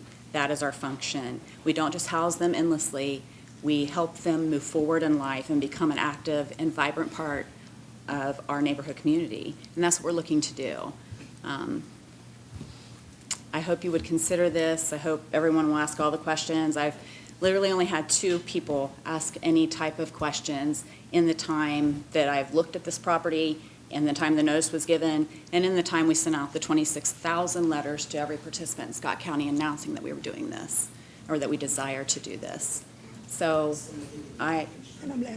everybody got a letter. That's a lie. I'm sorry, it's That's not a lie. We didn't get letters. I saw 3 people walk up and ask you about I'm sorry. It's all I right, but took an oath not to you need lie, to- and I don't lie even if I don't Well, take you an can oath. Keep addressing But- me. Talk to me. But I do understand the concern, but we're not bringing trouble to the neighborhood. Homeless does not mean drugs, alcohol, guns, theft. Boston don't mean that either. Hey, Homeless. listen, you all get your chance, okay? I'm gonna listen. It Give me a simply, chance too.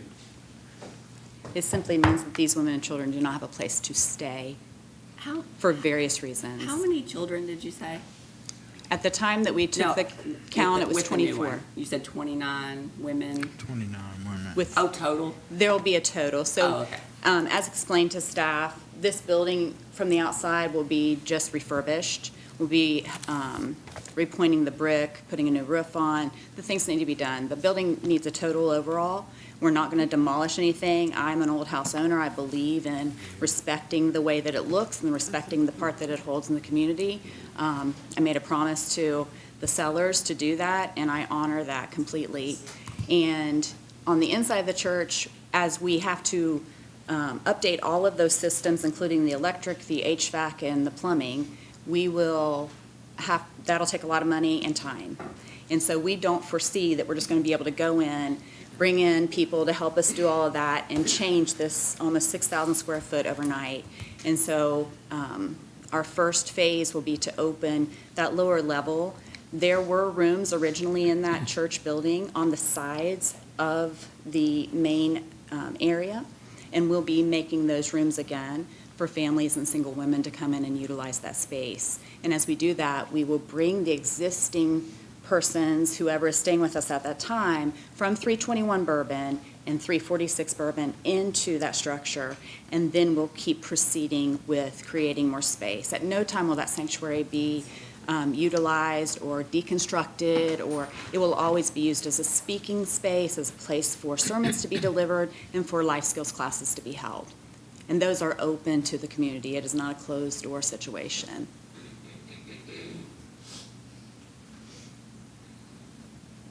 Anything else from the board?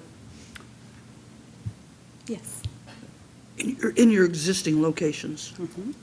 do you have any concerns for the safety of your residents challenged from the reason they went there in the first place? Are you Do I not have understanding? any, could you clarify your question, Okay. please? If it's a shelter, Yes. it could be there for a number of reasons, one of which might be domestic violence. That's true. Do you have any problem right now protecting your existing people that might be subject to somebody trying to get to them? We absolutely do not. The benefit of this property, The police is there every day. I live right next door, the police is there every day. the benefit of this property is that it is Yes. catty corner to the police department. We also have excellent surveillance cameras, audio and visual. The police even have said they're better than what they have. We have never had a problem, in my knowing, of any type of person showing up, trying to inflict any harm or damage. And as to the police there every day, you're right, sometimes they are, but it's Yes. not always for negative things. Sometimes they're there because somebody has had a seizure. Sometimes That's true. You can look it up because they record those, and you can look on the public roster and see what the calls are for.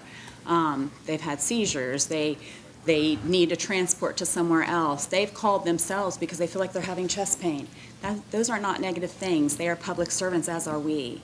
You got a question from the board? Yes, ma'am. Yes, you said you sent out letters. When did you send the letters out? The letters went out on December 18th to every household and business in Scott County. Okay, in Scott County? In the whole entirety of Scott It's County. even bigger than I thought you said, because I live in that area, and I know I didn't get one. I know my daughter didn't get one, so I was just trying to. Yeah, Well, so, next door. and I'm just asking because, I mean, now you say Scott County, that means everybody in here should have got one if they even here for another. In the entirety of Scott County, they were sent out by Southeast Printing, so that was on December 18th. Yeah. Where are They the, didn't send it to people? oh, I'm sorry. I'm done, I was talking. Where are the two current buildings that you're in? So our office and our space for our men's shelter and our communications at 339 Bourbon Street. And it is directly, well, it is almost directly across the street from 346 Bourbon Street, a property that we rent, and that is our women's homeless program shelter. And then at 321, which is 3 doors down from our 339, that is our women's emergency shelter. So you're really just relocating across? I'm relocating within a 60-second walk around the corner. And the reason why that building was chosen is because that building is available and it's affordable according to what we can afford. And it's close to our office, which we want to be close. We want to be spread out all over the town so that we can still utilize the existing programs and services we offer at 339. I have a question. So what do your neighbors or the existing community feel about having that shelter there? At 339, or are we talking about 318? Are they conducive towards having this shelter, or is there some concerns? At what property, sir? Oh. At 339, my At, existing shelter? 318 Chambers Avenue, right? Well, obviously, they're not in favor. There is concern, very much Yes. concern. Can we hear their concerns? I believe that's why we're here. Yeah. We're gonna listen to them, but I Okay. guess, was you trying to ask, like, if she's heard anything of that? About that feedback? Basically, I just want to hear the community. The first time that I heard the feedback was I walked out of just examining the property, and I was met by the neighbor in the corner, Mr. Andre McIntyre, and I explained to him what we were doing and tried to have a good discussion, invited him to come. He was not familiar with anything that we were doing except to say that it was our fault people weren't getting jobs and coming to the park. And so in order to clarify that, I wanted to engage in further conversation and invited him to visit me in my office to come see and look and do all the things. The other instance was today when Mr. Dan Holman came to my office and expressed the opposition and why didn't I clarify? I said I sent a letter, I've done all the things, the P&Z sent the letter, I've done everything I've been recommended to do, and my office door is open all the time. And so those were the two instances that I have had a discussion with anybody, or any type of feedback at all. I've been in communication with the sellers. They expressed that there was a lot of feedback today and a warning not to attend tonight, and so they've chosen not to be here for that reason. How many people do you currently help in your current locations? How 80. many women? Oh, women solely, the 29 to 30. Okay. It varies because how many children are there. So, And sometimes babies can sleep with mamas and they're co-sleeping. so really, and clarify me please if I'm wrong. Yes. So really, you're just going from renting in that same area to being able to own and help more people and. That is correct. Okay. Yes, that is correct. I'm not looking to add a third women's shelter. The intent is, once we are able to move into this shelter and get our services operational in this area, staff will be on site, and it'll be a better situation where we're not spread out. Right. And the staff will be right there in building with them. Thank you. You're welcome. Excuse me, if you already had a large number of people. Why don't you come on Come up to the podium. We're gonna let her, Come to the podium. do you have, can you just wait 1 second? I'll let you go first, okay? Do you have anything else you wanna add? I would just ask that you do consider it. We offer a vital service to our community. Growing pains hurt everybody, everybody.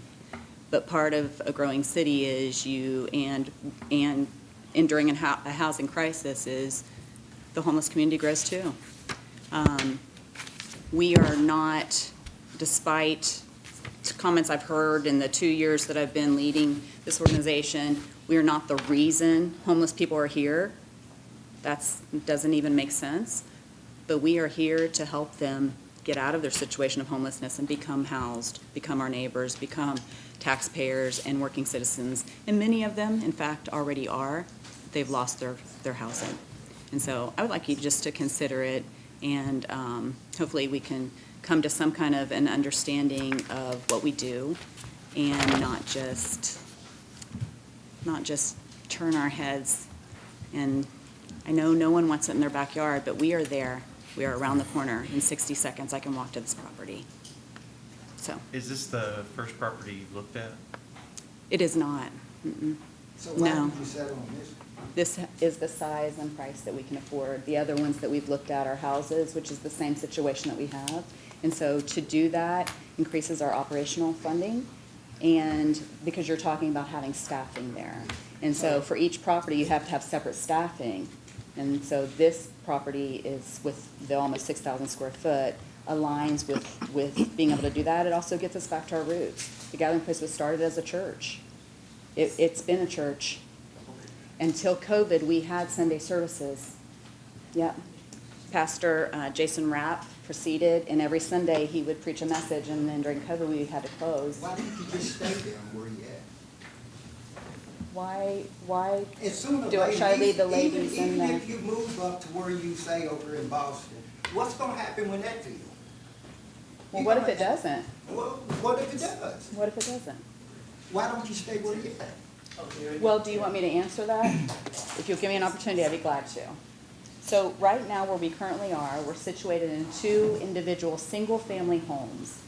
It is not ideal for a shelter, but we had to make do because that's where we live. We live at 339. We've been there for 14 years offering this service. And so we have an opportunity to do it even better. And I want to take that opportunity. I want to provide a better space, a better location, and get back to our roots of providing a church service in a community space where people can come like we always have. That's why. Would you not apply for a grant A grant for what? for your organization? I do receive grants from my organization. In what way? What do you mean? To build a facility for your. So I am applying for a grant to build a facility, but to build a facility of this nature would be in the millions. This one's $375,000 within 60 seconds of our space. Makes sense organizationally as a director that I seize this opportunity in a close location that meets all of the needs that we have. And I do sympathize I understand. with the women and children. But there could be some major issues. I retired from being a domestic violence clerk. You know, I mean, not only domestic violence, drugs, which is all around us anyway. Mm-hmm. And we're trying to move that out, not bring it back in. I agree. So what better way to be able to police that than for us to be right there? One of the arguments that Andre brought to me was, your people are right here and they're doing the drugs and they're doing whatever. Ms. Johnson, And- as soon as you get done answering that one, Yeah. anybody else that wants to speak, can just come up here to the podium. So. Yeah, but you gotta give her a chance to answer. You are, but I do. all the other appreciate side chance talk, to you just answer. gotta give somebody a chance to talk. We're Yeah. gonna listen to you. But he was saying that, and we looked over, and he was like, those people, and I'm like, none of those people are associated with us at all. I know it's easy to say that, but I know who's in the shelter because we keep very stringent records for many different purposes, and one of the purposes is for safety. You don't collect And IDs, so, right? huh? You don't collect IDs in your. We do take copies of them.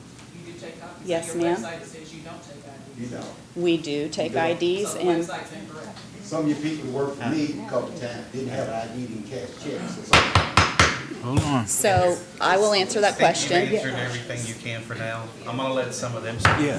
So we can move. Can I answer the last question, please? Ask the question, I- and she I- asked her question. She's allowed to answer, yeah, answer the Thank question, you. but I'm just saying, you're getting hit with one question. That's you get okay, hit I with can, another I'm question. glad to answer You're getting anything. that. I know that, but we got to move on. I understand. We I wanna do listen take to everybody, IDs. But you're gonna get interrupted every time that you talk about something. My website is incorrect. We hire somebody that is. No, it isn't. No. Yes, sir, it is. Okay, guys. It is We are gonna be able to incorrect. finish this if everybody keeps interrupting. Yeah. So we can. But it We is, have opportunity to inform you when we speak, so you can listen in. okay, do you want me to answer your question or no? Okay, thank you. Thanks, Heather. Sorry for Let the, them know, I will not be so, I know you'll be listening to what they have to say. So you can answer that question later. Hello, I am Kimberly Vinegar, and I did belong to that church, okay? And the deed says Christian, that another church have to be sold. It have to be sold to another church. Even though they're saying they're having church, but you also bringing in something in Boston that we're trying to get rid of, okay? When she says that the police is there for Caesar, well, I'm on a committee on the fourth Thursday at the police station, and every time I walk out of there, there's the police down there. We can go on Facebook, the truth, about the residents on Bourbon Street complaining about the gathering place and the drugs and stuff that they are having in their own backyard. That church is 100-some years old. And unfortunately, the pastor is not doing the right thing. And he didn't ask the community about this. We've been there. We've been there trying to clean up. Don't get me wrong. As a Christian woman and believe in God, I do believe in helping. But why people's asking this neighborhood? Why is it always in the Boston neighborhood that y'all want to do this to? We are trying to clean up the neighborhood. And yes, it's told to me, because I'll be honest with you, and anyone can tell you, I get more phone calls than the mayor does. I do. And when I get a call to say that gathering place, the mans are actually, when they at 7 a.m., going over there. I went over there to see it. They go behind there doing their drugs and stuff. And a little child will be told on a pipe on that part. Do not get me wrong. Yes, domestic violence stuff, we do need to help. But the question is, why is it in the Boston area that we want to put this at? Why? And I'm asking you all. She said that, but there was a comment to say that there was one at a motel or something that helped. The city and the county should get together in one place.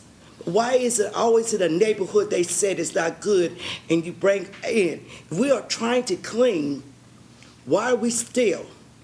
And park it, like I said, I've been a member of that church with Kingdom Fellowship and PPC. It's not good parking there. It's not. And you take it to church, and the two rooms she's talking about, you have the big church, and then there's two small rooms. How are you gonna put 29 people in that small room? In German, no offense, you've been in that church. You've seen those two sides. So you can tell me you're gonna put 29 people in that small room? And it's not safe. So I'm asking you all to investigate this before you make a judgment. I was gonna ask you about the deed. The deed, I do have the deed, and the deed says a church. It has to be a church. Did they have bylaws? Yeah. Yes. Did he sell or put the property up for sale without notifying any of the? We did not know. We did not know. And I am a member of that church. And the deed says. if We you did talk not about know the that he was doing congregation, this. You don't talk about no one individual putting his name up to sell it. Yeah, a lot of You talk churches like about they the do, congregation in the they have church several having that people that like responsibility. put their name on a note. Mhm. Was there more than one person that was on like the deed? No, and I couldn't bring the deed to you. Who's person, what's that person, point him out, stand up. He signed, he knew it, right there. The first deed, the Christian church, when it was a Christian church, his name was on there. There was 3. Then the question is, we went from a Christian church to Kingdom Fellowship, but it wasn't sold to Kingdom Fellowship. No. And then from Kingdom Fellowship to PPC for $1. Dollar. But the president of Kingdom Fellowship is the one that sold it to PPC. Again, it's a 100-year-old church. And we want to do this to this church? That's from after that church. It was sold I'm just asking, do we really want to do this? Don't get me wrong. I would love to help the homeless and everything. But again, the question is to you all, why is it always something in this neighborhood? And it's not fair for that neighborhood. And like I said, I have witnessed the policemen. I have witnessed the drugs on that playground. And it come from Gathering Place. Yes. It's time for us, as a community, as you board, to please stop this. We're not trying to down her. No. We're not. But not in our community. No. That's all we asking. Thank you. Excuse me, Ms. Anybody Finnegan? have any- Ma'am? Kim? Yes, I don't have you on the list as being sworn, so do you swear or affirm? I swear. Thank you, I ma'am. swear, That's sweetheart. good enough. I'm sorry. Did anybody have any questions that they, I You have a have question. any question for me? maybe, do you? I have a question, because I know we have a lot of people that could probably answer this. Does the deed have any restrictions? It says Christian. Okay, but do you know, like, I should know in just a few moments. Okay. The title company is going to respond to me in just a second. But it's the second that says that. Do you have a deed? I mean, that's not right, the issue. yeah. So it didn't, as a church, you are still, okay, even though she said they're having church, but you're still using it as a shelter. So you're doing 2 things. Is that right? And there's no way those 2 rooms, you can actually put 29 peoples in there. What is the church, in your opinion? A church, What is our church? a church, Place of fellowship. a place of fellowship. Go back. But It says, y'all have church and we have barbecues there. That's what, see, I Well, thought. she's talking. Hold on. Hey, See, listen, I'm not begging this for my own good. Just, we're trying to be respectful to each other. and I'm trying to be listen. respectful No, too. you good, but I'm trying to get all this crosstalk. Yeah. You were still answering questions, and I think you're I think we're finally. good, I yeah. think you're good. Thank you, thank you. So, yeah. No, you have a chance to talk. Well, I just wanted to share that I've already submitted a plan, and so there won't be 29, and there's 4 rooms up there. Can we have an opportunity?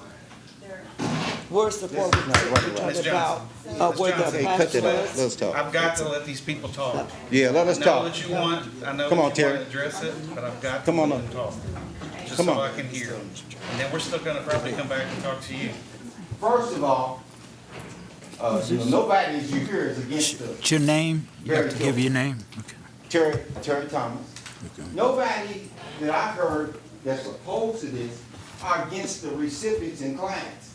They just got the wrong recipients and clients. And y'all do not drug test, because your people told us that. Y'all, all of them don't have IDs. They've had probably roughly over 300 police runs down there. No telling how many EMSs. And, you know, where this is, I'm gonna show you, so you know what you're messing with. And you know how passionate we're gonna be behind it, fighting you. This is our ancestors. There's some people in here have 5 generations from this neighborhood. Great grandparents. And now, when you have a family reunion in there, when you have a family reunion over at the center, they don't want to see those folks over there. They want to feel the spirit of people they were freed slaves and settled there. And Charles Steele, who should be accredited for Ed Davis, he was, according to the Courier Journal, the most respected Negro in the state of Kentucky to start at school. My parents, the only thing left from that school is my parents' house where they built that back then like a little mansion for the schoolmaster. And his ancestors will come back and visit that side of him that are white now, because he was half white. They're so proud to walk into their house of ours. So sad the school got tore down. And the school got tore down because of integration. And they tore down the yearbooks, the trophies of the great Mud Turtles, championship football team, the doctors, the lawyers. That's my auntie on here, a noted educator out of D.C. And everybody that came out of that school had to go find jobs out of state, because Georgetown would not let them teach their kids in the school. So it's not about you. It's about our ancestors echoing with the cries they say for us to stand up right now. Yes, right. And it made an illustration in a marquee way of what you're stepping on. You ever walked in a graveyard? Sir, I'm gonna need you to stand behind the podium. You You're ever walked in making the great graveyard? points, but Because you gotta what you're stand doing, I behind put the an podium. ambulance, a hearse in front of the hospital where somebody's expected to recover, with a bomb bullet in your pocket. So bottom line is, you don't have a drug testing program. I know that for a fact. And I hope this is on record. And if you want to come back, like everybody said, and prove us wrong, I would like to see it. You don't test nobody. Who runs your testing down there? What agency? What agency runs your testing down there? Sir, you need to direct to. They don't. address They don't that. have it. They don't have a certified testing component there, a person who's over drug product. They don't have a job placement. Okay? So they're making losers. Because all you got to do is go out and do your drugs in the daytime, come back and eat lunch, and then come back and eat breakfast, and then lay down and get back to the same thing again. And folks on the Bourbon Street, I'm going to use your words. You said it's in our backyard. It is. And all your folks will spill over to our neighborhoods. But you're not going to put it in our front yard. Yeah, I would just like to say this. I'm going to be real brief. It's rough. It's hard on us. I know you don't understand. And I know everybody needs help at some point in their life. But this is not the place. I'm trying to watch what I say and how I say it. I don't want to be disrespectful.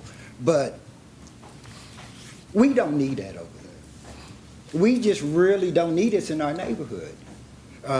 What we need to do is go by what the deed said. If you read the deed and it tell you, see, what bothers me the most is one single person signed this paper. It was for them that gave it away. It took some people of the church, because the deed talks about the congregation making these decisions. Y'all see it. And if we can get it back to the deed, everything is going to be all right. This fuss will be over with. We're done here. Does anybody from the board have any questions yet? No. Okay. So far. Did you swear in already? No, Dr. Tanja Fisher? You swear or affirm? Absolutely. So, two things. I want to start out like she did. I am a church lady. I've been going all my life, so I love the Lord and I know the Lord's work. So I just want to get that off. Number two, I live on Chambers. I did not receive a letter in the mail. So I'm on record to say. For the record, could you state your name, please? Tanja Fisher. Thank you. I live on Chambers. Doctor. Doctor, they're just putting the doctor in there. So, but I live on Chambers. I did not receive a letter. So I think that's important because it's showing about the organization. The other thing is she made the comment, she did correct it for the record, that they check ID. So I want to say I live on Chambers. I walk on that street. I interact with the folks under that shelter. I've asked them, why are you here? What are you doing? They say we get put out from the gathering place. They say men have to leave. It's an emergency shelter. They have to leave. So I don't know. This is going to be titled as emergency shelter. So I don't know if the women and children have to leave too. Is that the emergency rule? But all I'm saying is that they do not, to me, you shouldn't let a place have two spots if they're not running the first one correctly.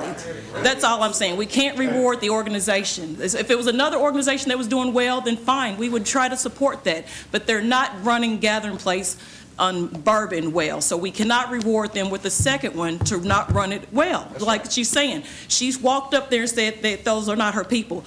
Those people said they came from there.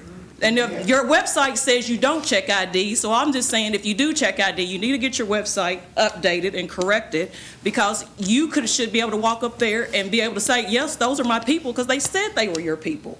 So to me, there's an issue. So there's organization, there's miscommunication that's from the top down. So fix Bourbon Street before you start expanding none. That's all I'm trying to say. And if you want to get a second one, don't ruin Boston neighborhood. You're already ruining with Bourbon. Let's not get a double ruin. That's all I want to say. My name's Jeremiah Johnson. I'd like to swear in. Do you swear or affirm? Yes, sir.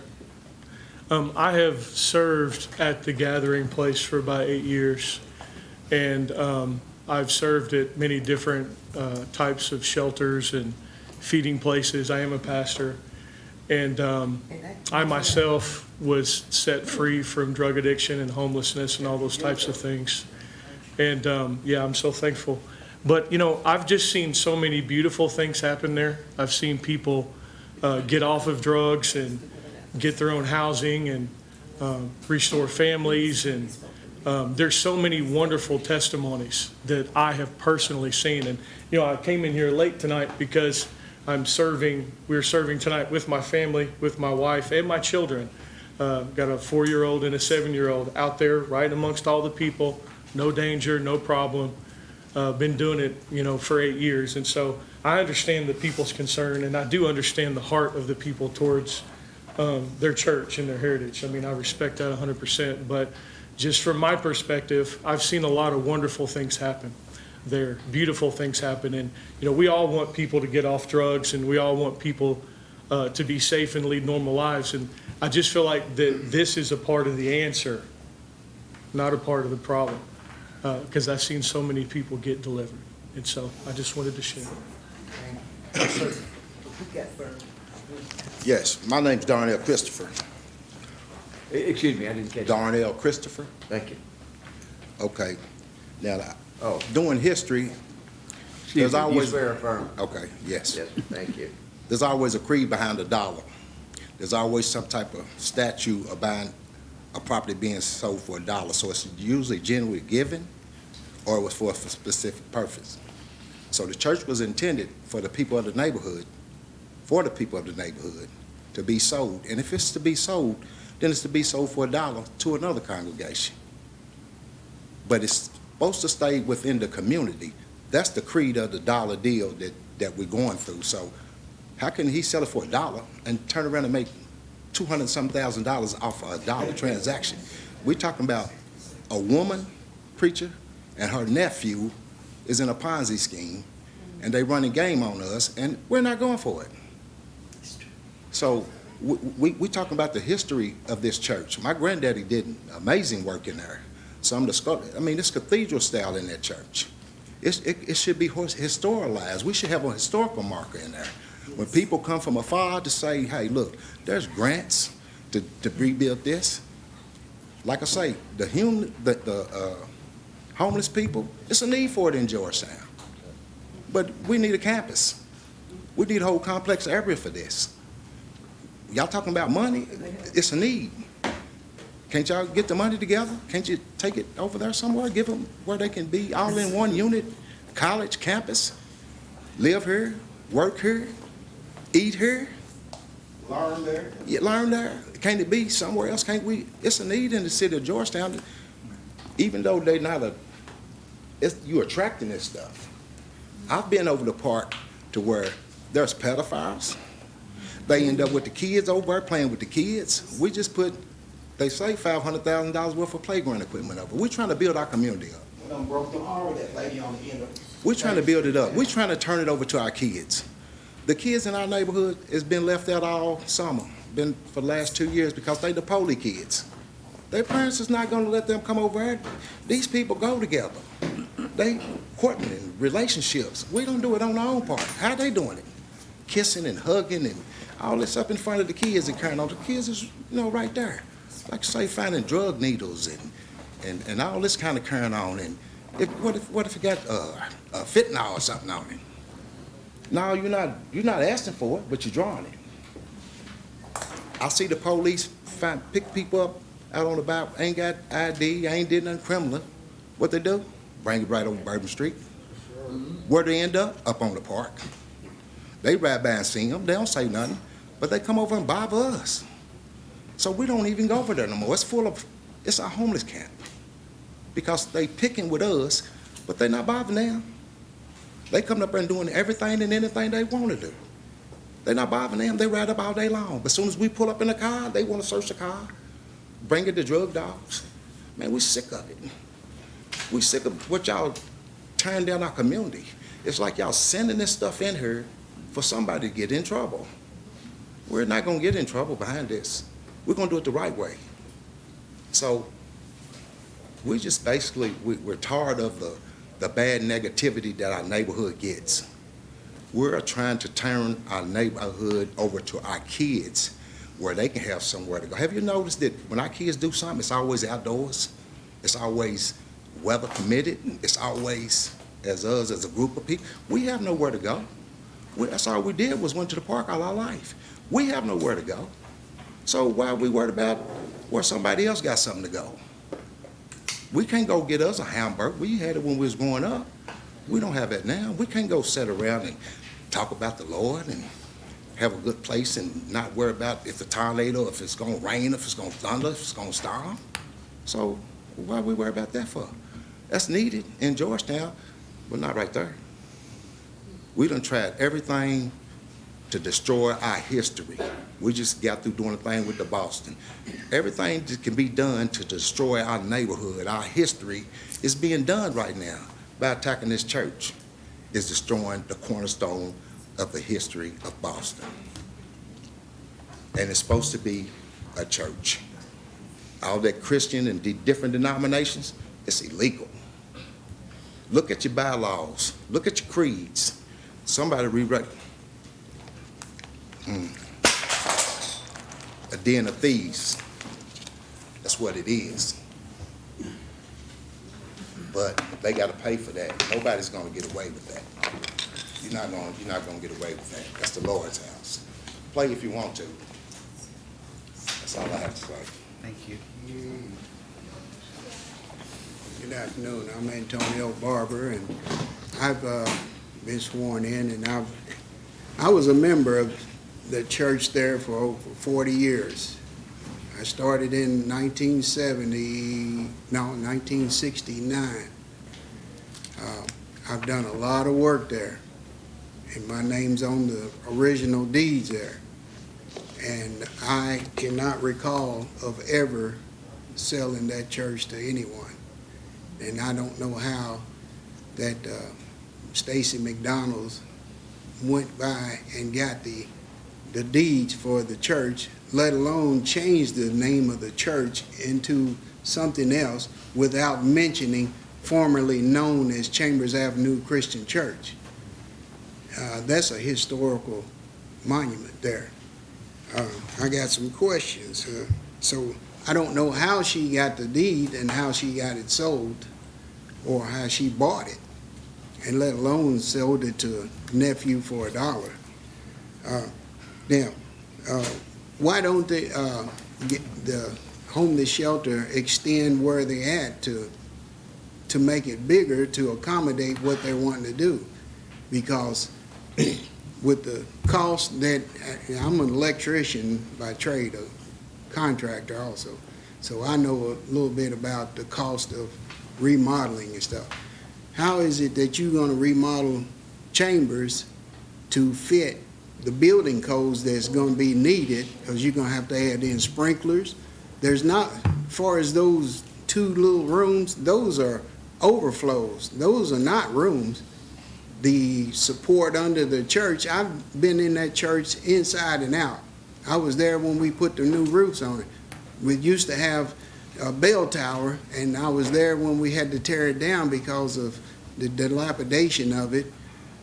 I've done all the electrical work in there. I've put in new floors in the vestibules as you come into the church. I did that myself. I took care of all the grounds. And the structure is not able to house that many people. And if you put that many people in one area, I don't know if the floors would hold it. The church is, and where are you gonna put the bathrooms at? You know, you talking about putting showers and stuff. When I was there, we had a bad plumbing problem that oh, it does. Well, the bathrooms would overflow, and when it rained a lot, it would flood the basement. I had to get it pumped out, and that came from the drainage from the bathroom that went across a couple of lots adjacent to it. And how you going to put those bathrooms in there? And the cost for the remodeling of that would be astronomical. Because you're going to have to tear out walls to do real new electrical. That's not feasible. Then you take away from the structure, the historical piece of the church. Stacy and them has already destroyed part of the church anyway, some of the historical integrity of it. And I had to go to a funeral there, and I was appalled at what I saw. The balcony had wood railings, and they took them out and put plexiglass. Now, what idiot gonna do something like that? Because if you have a young lady sitting up in the balcony, well, they normally wear dresses, I hope. But if you sitting down in the pew as a pastor or a preacher or whatever, these women have no covering. And that's the reason why they had the podium, the balcony with the wood there. Then they took a lot of the antique lighting out of there. She took the antique podium that was there that the pastor had. It had been there before I even got there. It was back there in the 50s and 60s. And also, I never received a letter from your organization. If you did send one, did they put postage on it? I don't know, because I never received one. And I've been in Georgetown all my life. My parents never got one. I never got one. My brother never got one. But I don't know what's going on. So how come you can't remodel one of the houses or extend that where they at to make it where they can fit these young ladies and their children? The church, Chambers Avenue, should not be turned into, it's not a motel, because a church is not a motel. The young man over there asked what a church is. A church is not a motel. Now, it may be a temporary shelter when a storm or something, people can't get somewhere and they may house them for a short period of time, but there's no bathroom facility there, not enough for those. There's no showers, there's no just one commode in the men's and the women's. I think they put a urinal in the men's, but there's no tub, there's no shower. Where are you gonna put this at? The building is not that big to do all this. And I can take you all through it. I know every inch of it. I've been through there for years. So that's all I have, but I don't think it would be a good thing to do that. I think that maybe they go to the old big lots and purchase that and make that. That would be more suitable and more fitting. Or even up there in Washington Squares where the old bargain hut was. Do something like that. Something like that would be more better for what they need, and it would give them the parking, be out of the way and somewhat. I appreciate your time. Mr. Barber, what's your first name again, sir? Antonio. Antonio? Yes, sir. Yeah. I just needed your first name. Antonio. Very good. Thank you, sir. Good evening. I'm Angela Fields. I have already been sworn in. I just want to start by saying that my concerns are not about opposing help for individuals that experiencing homelessness. My concern is about the location and the safety aspect of it. Just a note, I just recently bought a house on Chambers Avenue, 333, and I'm working on getting it ready to move in, but I'm still in my current home, and I did not receive letters at either location. I'm approximately about 5 houses away from the proposed church, which is directly across from Boston Park, that's used daily by children and families. Placing a homeless shelter in such close proximity to a playground raises serious and reasonable safety concerns. Even with the best intentions, facilities like this often serve individuals with unknown backgrounds, and parents should not have to worry about potential exposure to risk in spaces meant for children. My concern is risk exposure, not assumptions, but even one incident is too many when we consider our children. I would like to understand what security measures would be in place if this were to go through. Will there be 24/7 on-site security? How will loitering around the park and nearby homes be prevented? Will background checks be conducted? Are there safeguards to prevent individuals with violent or sexual offense histories from being placed at this location? How will incidents be reported and addressed? Who's accountable for those safety issues? The city? The shelter operator? The law enforcement? Is there a clear enforceable response plan for residents if problems arise? Also, Phase 1 is considering housing 29 women with their children. How many phases and additional support is expected?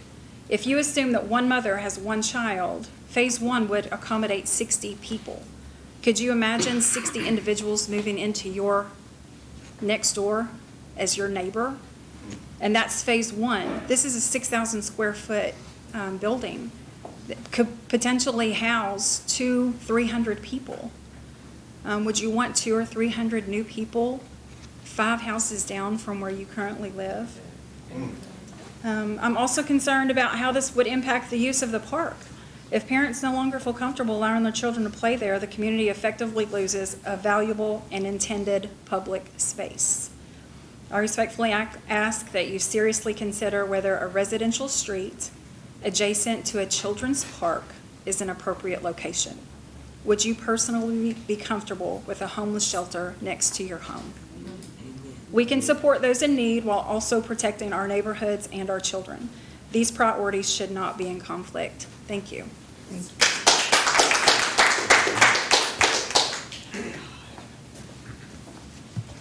Hello. My name is Winona Embry, and I came down here today. I wasn't going to speak, but with what I've heard, I have to speak or I have to say something. I don't live in Scott County. I live in Lexington. I own with my sisters the property at 101 Mark Street right behind this building. I'm not selling that property for value of heritage and history of my parents. My mother got that property in 1972. She moved to Scott County, Lexington, and she kept that property in the family. I am not going to be selling it. So when I got this letter, it came that something was going to be built. It's the letter, I didn't get your letter, ma'am. I got the letter from you all stating that this meeting was held tonight. That there was going to be some kind of dwelling 100 feet from my property. So I came down here to check to make sure nothing was happening. And then I realized that you're doing something inside of the building, not outside of the building, which will affect my property line. But I just want to let you know, because you did make a comment, oh, I'm going to get inside of there and then I might do something different and we might try to expand it. You won't expand it on Mark Street because I'm not going to be selling that. I did not get a letter, and whoever this Toshi Tucson planner that sent me the email, that sent me the letter, I sent them an email asking them to send me a map of all this that was going on. I never did get a response from anybody. I mean, this is property, and all this stuff that's happening behind the property and drugs and all that. I appreciate what you're doing, helping the people that need the help. But these people are some of my family that have been here for years. And I've had this property that was willed to my mother since 1973, and my grandfather owned that in the 40s and 50s. I'm not selling that land. And I can't tell you it'll be a better place to move it somewhere else. I don't even know all this going on. I'm just sitting here listening to the people complain. I'm saying, you as the board up here, please take their concerns seriously. You might not be living in Chambers, but take their concerns into factor when you go. It's a lot of people. I'm just amazed by all these people that want to build houses down here. Years ago, you couldn't get nobody to buy. Come on, yeah, come on. And now everybody sees this valuable land. They got Toyota down here. And now everybody wants to take a piece of land and build something on. 2 properties into one. Doing this, expand it. Let these black folks own their property in peace. Yeah, yeah. And that's what I'm asking you. It don't make any sense. These people shouldn't be down here having to fight to have a safe neighborhood. No. I live in Lexington. I work for the city of Lexington. I will be monitoring this. I will be keeping an eye on my property. And that's all I want to say.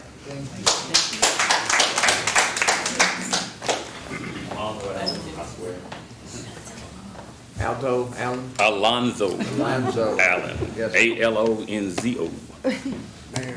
Now, I appreciate what Heather Johnson. I'm sorry. You swear or affirm? I said I swear coming up. Thank you. So I appreciate what Heather Johnson has done at the Gathering Place. Homelessness is an issue in our community. It's an issue in every community. We all know that. We're not saying we don't want to support this. Everybody wants to support it. Look at what we did with hunger. This community had a problem with hunger. Look at the Amen House. It just recently moved to a new location. How did that happen? That happened because city government, county government, state level funding, this community all pulled together to make that happen. We need to look at homelessness the exact same way. My recommendation is to put a pause on this and to go back and look at city government, county government, state level, developers coming together collectively to address the situation. In my opinion, that's how this is going to get better. It's the same thing we did with hunger. And if you've been to the Amen House, if you haven't been, you need to go. Because that's what we did as a community. We can do the exact same thing. Thank you.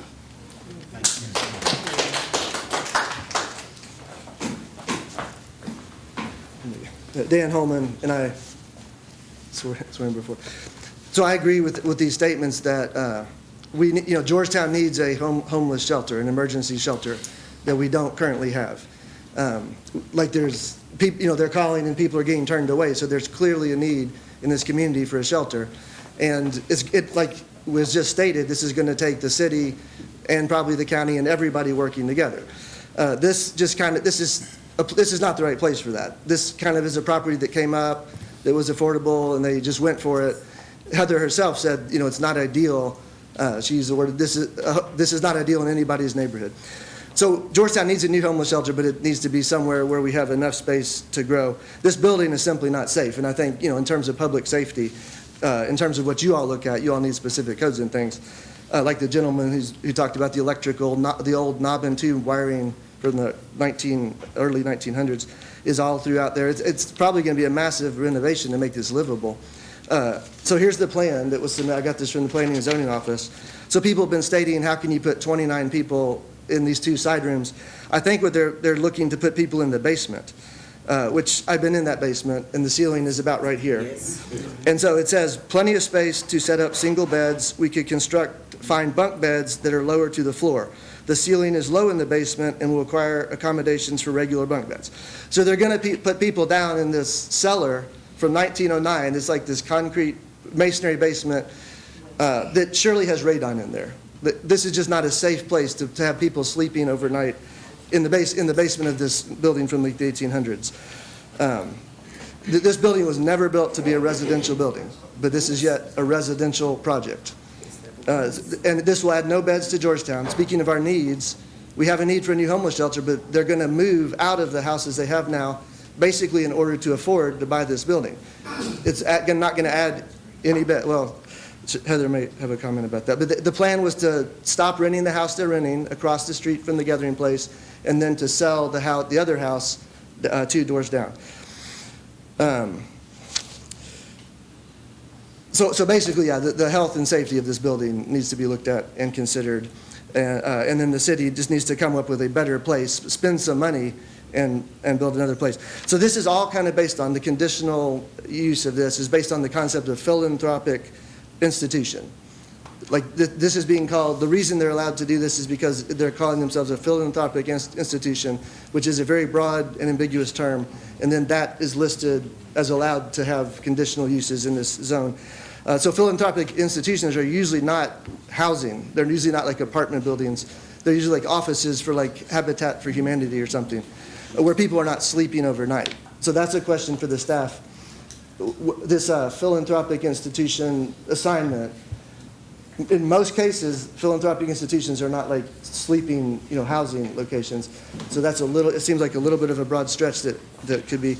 And then also regarding the quality and character of the neighborhood, I think the neighborhood has indicated that they do think this is going to change the character of the neighborhood, which is something the staff recommendation currently is based on that it won't change it.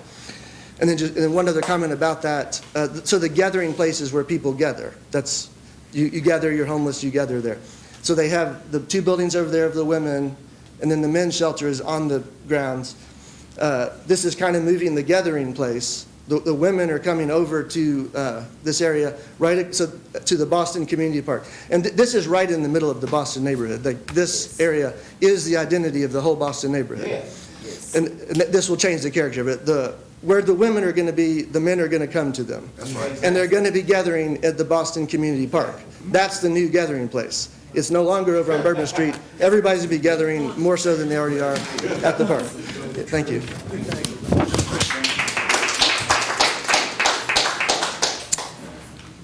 My name is Matt Bird. I swore in earlier.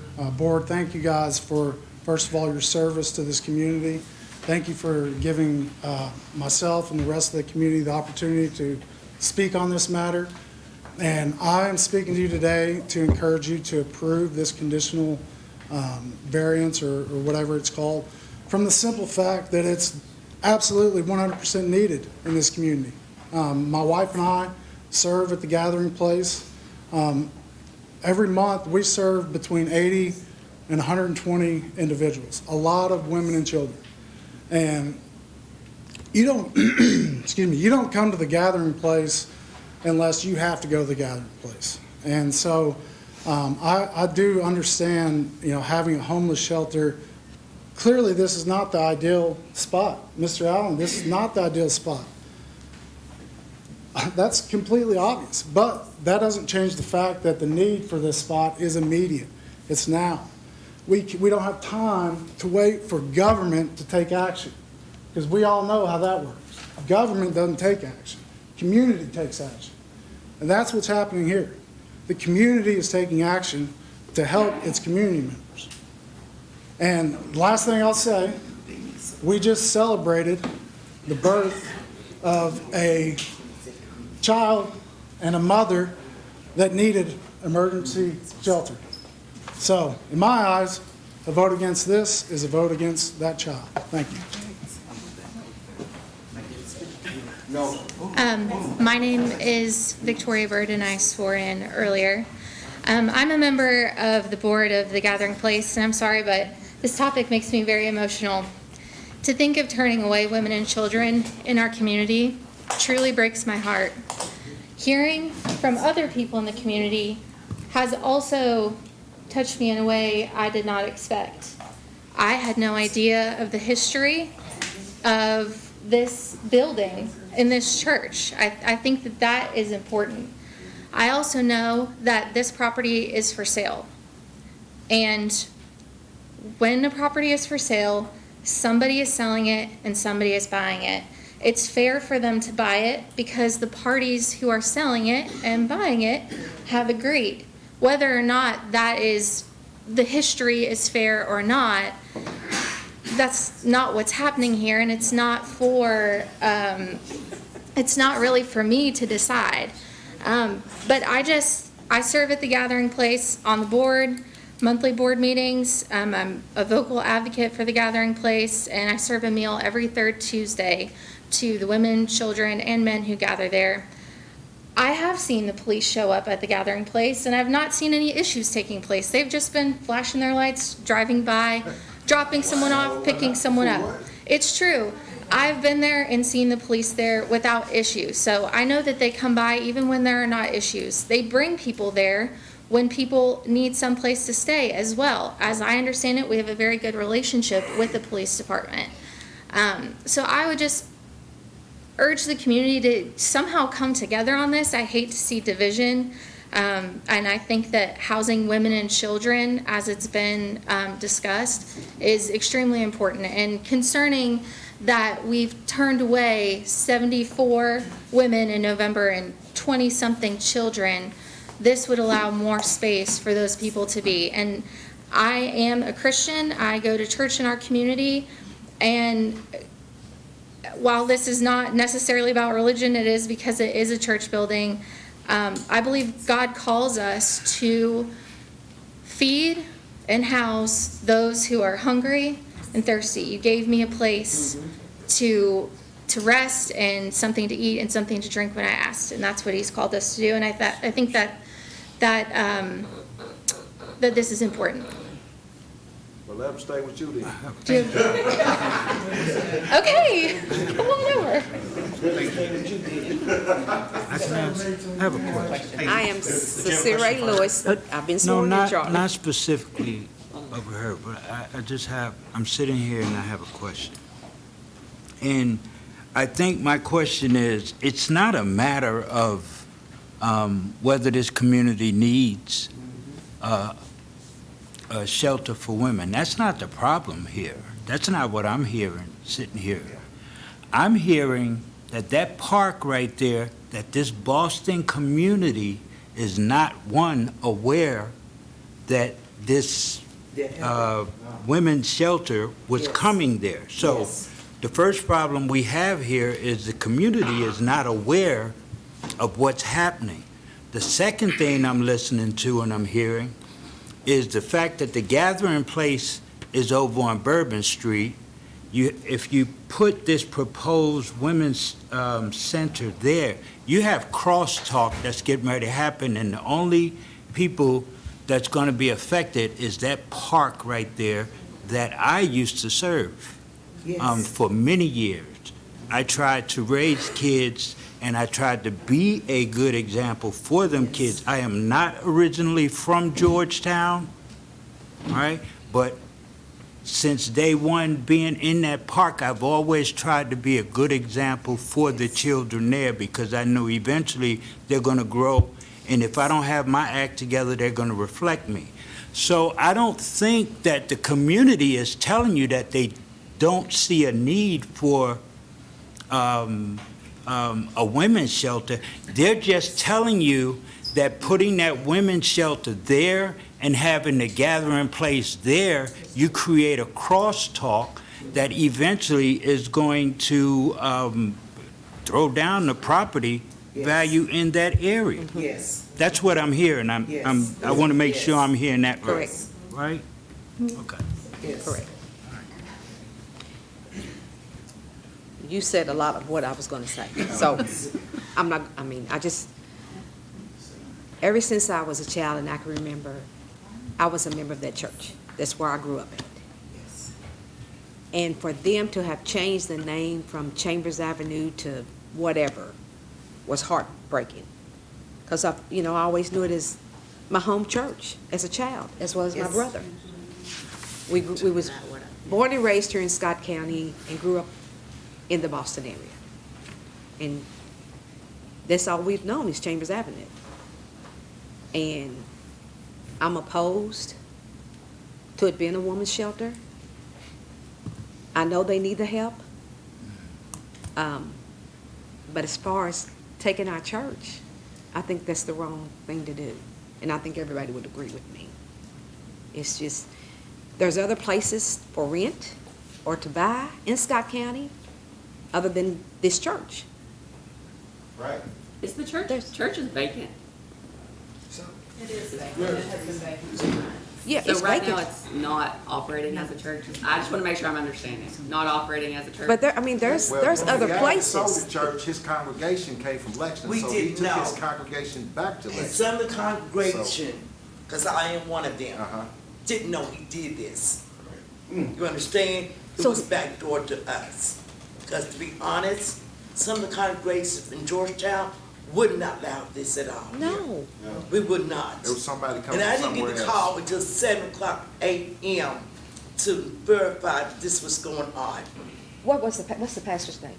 LaRon Tanksley, And he said he was gonna be here tonight because he then he texted me and said, He said that he wasn't aware that that's what it was gonna be used for, and he wasn't for that. That's why I didn't hear you, man. I have a So- number of checks showing that's not true and that he was sworn not to be here by people that lived in Boston. And he said, so I will be heeding their words and not coming.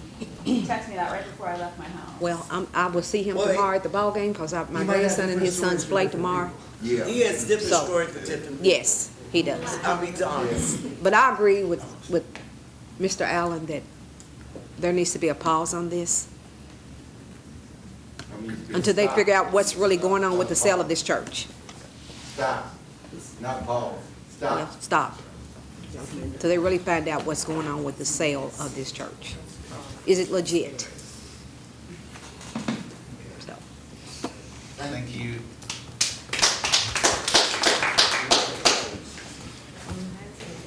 I gotta get sworn.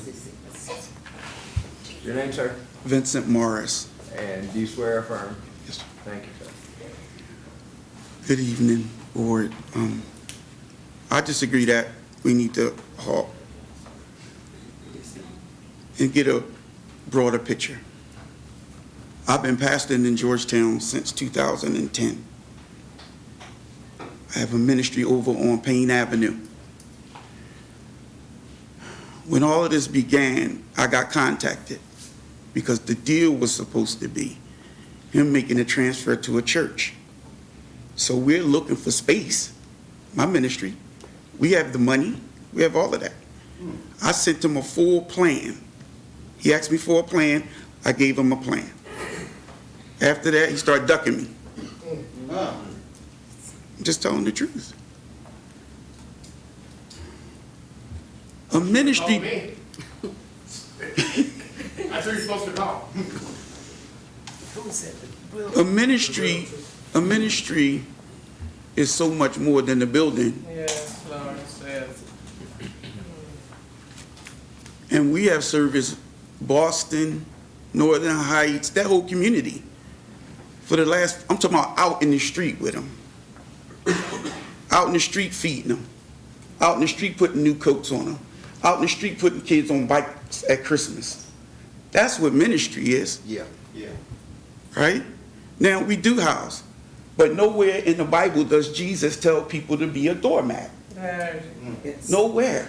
And if you really want to discuss it, you should have brought the idea to the community, not sent a letter that didn't even come. What'd you say again? You contact the How about people. the letter? What'd you just say? Come, I didn't get a letter. I live in Georgetown. Jeremy, you know me. I'm out in the street every day. I'm out in the community touching people everywhere. Right? right? When we first came here, we did 4 events at the Gathering Place because we wanted to support them. Every time we do an event at my ministry, we order extra food to drop off at the Gathering Place. So we serve. But the neighborhood is not the place where you just decide to do what you want. I just left the PVA before I came here because there's space up where the old motel was. There's the motel there. There's a property next to it. There's all this open space where they had all these little houses and a house that you can rent with all the space to build whatever you want to build. It got sold back in 2003 for about 200-something thousand. So I know the people, they haven't done anything with it. They'd be glad to get 375,000. There's just opportunity to do something different. It just seems like every time people want to put things that don't really benefit our community, because most of the people are not from the Boston community. They're coming from other places. Let's tell the truth and shame the devil. They're coming from other places into Georgetown. Right? It's a bigger problem. We know that. The government needs to step up and do some things. But in the immediate time, you don't punish people. And we love people. I have strangers sleeping in my house.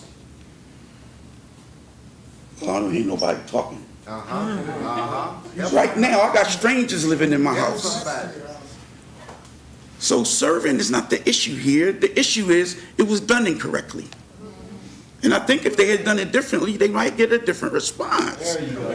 But you can't just come and shove something down our throat and expect us to stand here and not say anything.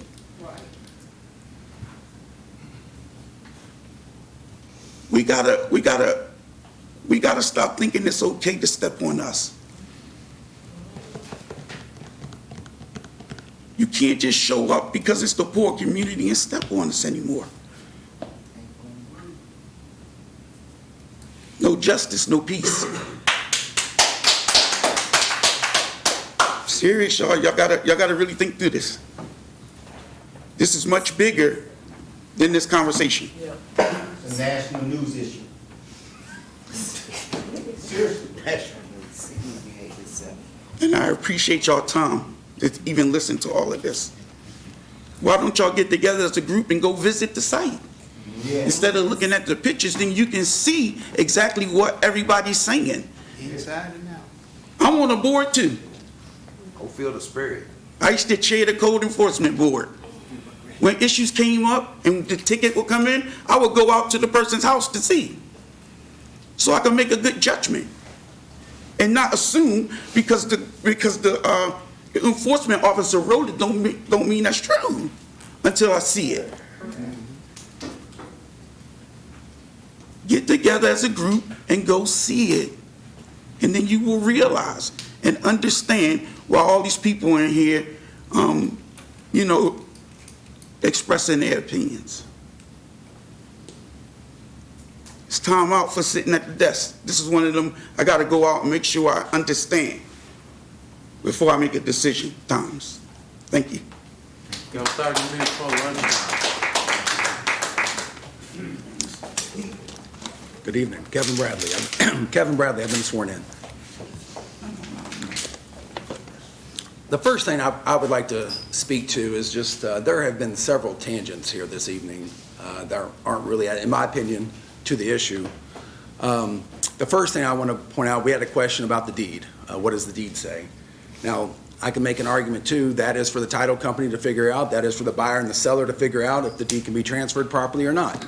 But just to let people know what the deed does say, the deed does say that it's Christian ministry. It does not say a church, does not say a specific type of church.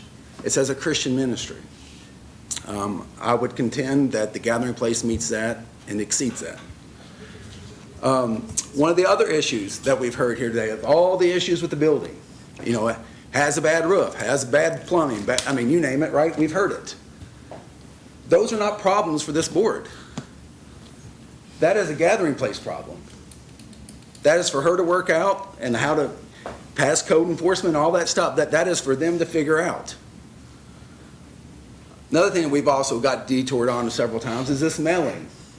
One thing I want to be clear, and if I'm wrong, somebody can correct me, I'm sure you will.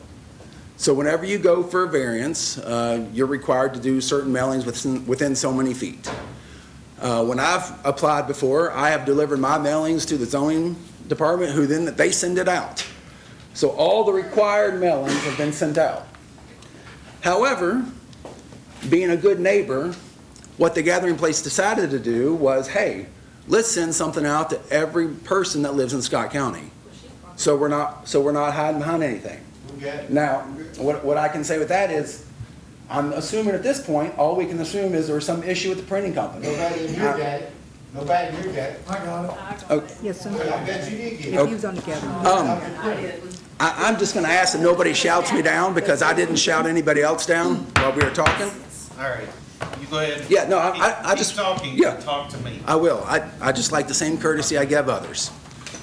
But anyway, so what they did out of courtesy was to send it to everybody. Now, some got it, some didn't, and I think that's out of their hands, but that was above and beyond what was required. Now, the other thing that I would say is everybody here who's known about this has had a chance to go knock on the Gathering Place door, call Heather, and ask for any questions they have. Now, I'm not going to turn around and ask, because I bet there's only one, maybe two people here who have gone down to the Gathering Place to ask. To ask any concerns. I would contend people did know since they showed up here. So at some point they knew. That's why we have the meeting. All right.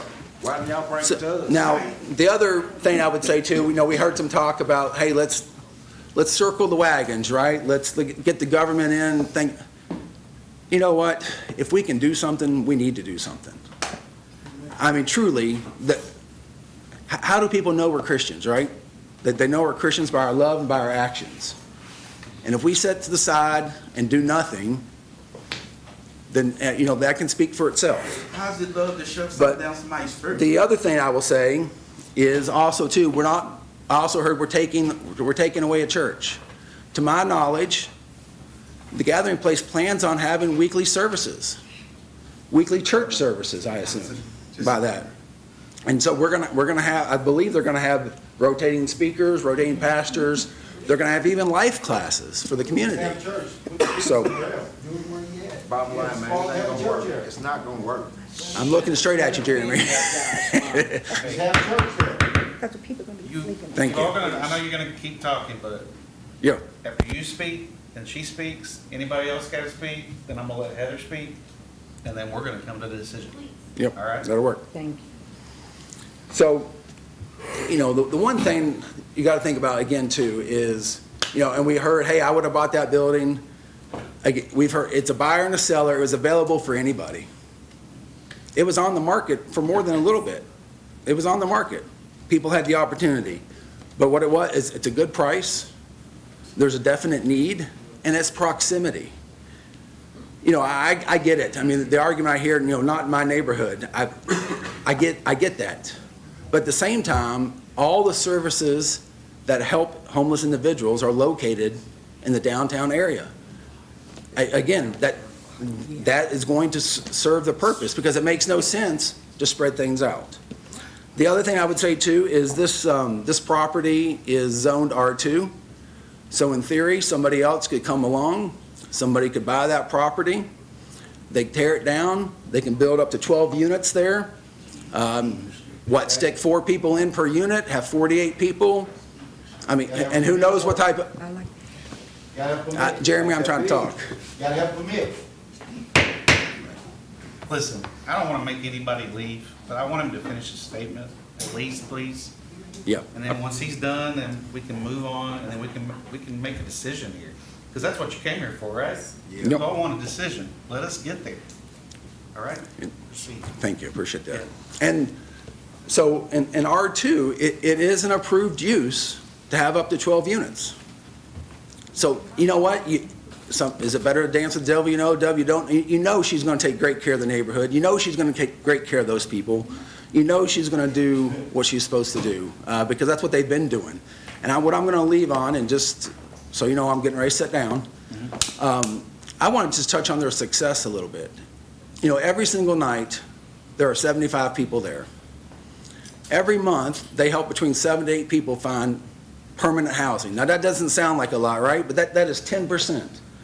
10% every single. So eventually, it's not like we're keeping people. They're not wanting to keep people there. Their goal is to grow people.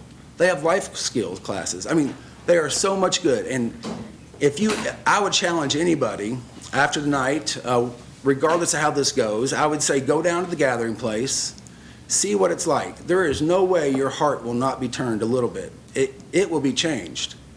They do a whole lot of good. And I think it's going to be a shame if the committee misses out on the chance to give them that opportunity. That's all. I thank you for your time. Thank you. Well, we might need to pray. Amen. Dolores Vinegar, thank you, Charlie. Oh, I know you. Did you swear in earlier? Yes, I did. I did. I know we've talked so much about everything in Gathering Place. I went when it was first bought, the house was first bought, which I thought went to the Gathering Place, but now it seems like I went differently. But anyhow, I don't think there's many people in here who have not served doing something at the Gathering Place, whether it be for men or women or for both. And it's not that we don't see the need or know that there's a need. Georgetown is a transit city. Everything comes in and out here. They got 64, 75, everything coming through here. Some of those calls you got, I know they didn't come from Georgetown. They came from people needing a place from another town that's trying to get rid of them, while we taking ours in and putting them in the Gathering Place because there's some place for y'all to go. Come on, y'all. I think there still needs to be, I mean, I'm not saying not help people who need help. Who knows, somebody else in here, even me, could be at some place like a Gathering Place. I'm not saying not help these people, but I'm saying to you, I was so concerned when I just heard about it, which I should have had a letter, because I'm on Chambers. When I just heard about it yesterday, I tried to call everybody I know to tell them there's supposed to be a meeting today. So the people that I talked to, they didn't get a letter. They didn't know nothing about it. And one lady I talked to, which I guess you didn't get that call, she told me for me to please tell Betty Williams, Betty Lewis Williams, said she called down here and she was sick and she couldn't come. She's against it, but she wanted me to be sure and say that she was against it. My thing, I was upset about it because I thought the men were going to be over there, which is not much different when the women are over there. But, you know, I was on the list for calls for sex offenders. Scott County, Georgetown, we get it all the time. Every day there's a new one moving or moving into town. They've always been in the Boston area. But now there's going to be one central place, again, besides the Gathering Place, because we know there's plenty there that, you know, maybe didn't let everybody know. But now there's going to be another place right in front of this nice new playground that they had built that was beautiful, brought up from because of, what was it, water? Water.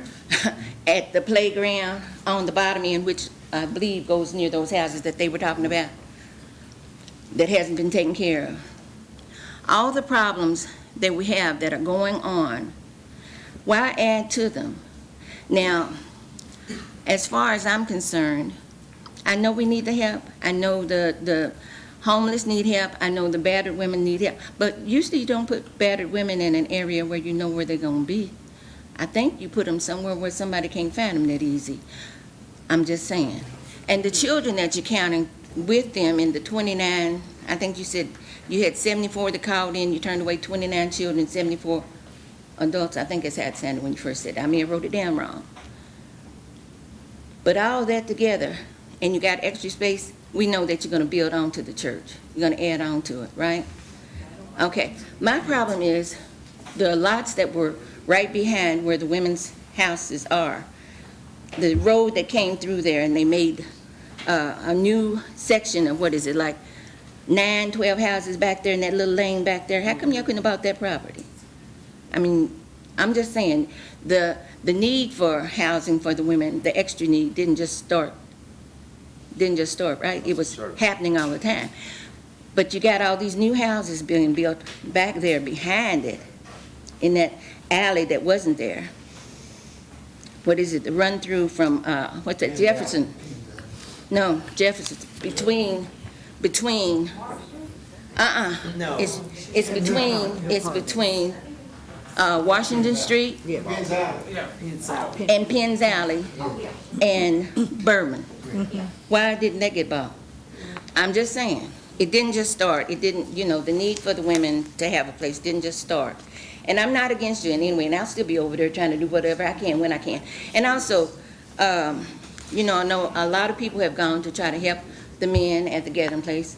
You got a different bunch of men over there. You take stuff to them, and they don't even help the person that is taking the collection or whatever it is that you're seeing. The men don't get up off whatever. I guess it was the aspirations they not getting up off of to come help with whatever you got to help them. So I don't know. I'm just saying, all the things that you got over there, and they've already told you it's something that hasn't been checked, and you may or may not have known that. But not just because it's our area, but you have a child's playground, and you're inviting people to come sit and watch your children. And in Kentucky, one of the first places, not the first place, but one of the places just recently that they've been talking about kids missing, those kinds of things. I don't know. That's it. I just wanted to make you think a little more. Reuben McIntyre. Oh, you swear affirm? Swear. Thank you I very swear. much. I think a lot of people is missing the point that Boston is trying to keep their community together. I've got 3 properties over there, and I'm probably, besides the lowest, I'm probably the oldest one in here that got property. And what I see is happening now, y'all was talking earlier about an Article 7 or something. Y'all selling these houses to these realtors, and y'all leaving out some codes just to get all this property in there. I get a letter every day to buy my property. They don't have enough money to buy my property. My mother is 91 years old, and she's still living. She's got a house right there. I got 2 lots right there and a house right there. But we are trying to keep our heritage together. Our ancestors, they worked long and hard. And if we don't stand up, we'll fall.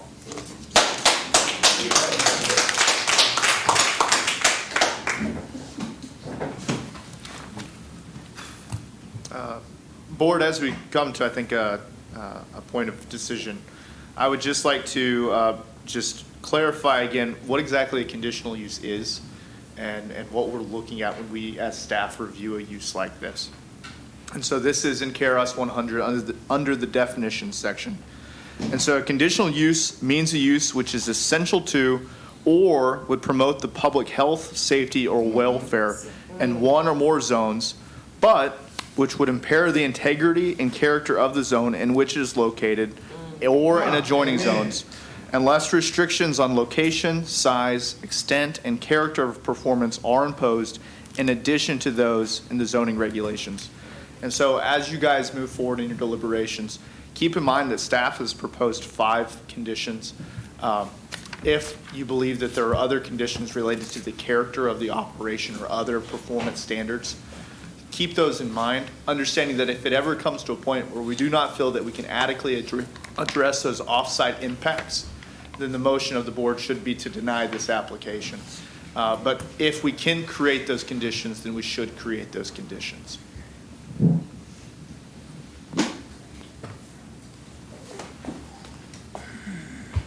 Does the applicant want to speak before we? Can I say something real quick? I'm a little slow in getting up. Go ahead. I apologize. Sorry. My name is Casey Palmer. I haven't been sworn in. Do you swear or affirm? Yes, sir. You'll have to give me a second. I live at 319 Bourbon Street. I unfortunately couldn't make it to the last meeting that you have. I can only imagine what this would look like going on Chambers. I live directly next door to the women's shelter. We live. We live next door. Go ahead. Yeah, we live next to, right next You have door. to say your- Travis Campbell, 319 Bourbon Street. I swear, we came to the last meeting and we tried to get this stopped at 312 when they did it there. Nobody wanted to hear anything. She didn't want to hear it. Y'all didn't want to hear it. Nobody wanted to hear what we had to say. But we've encountered things since that's open, since we've moved into that house and acquired that home. The police, the drugs, the people walking up and down the street all hours of the night.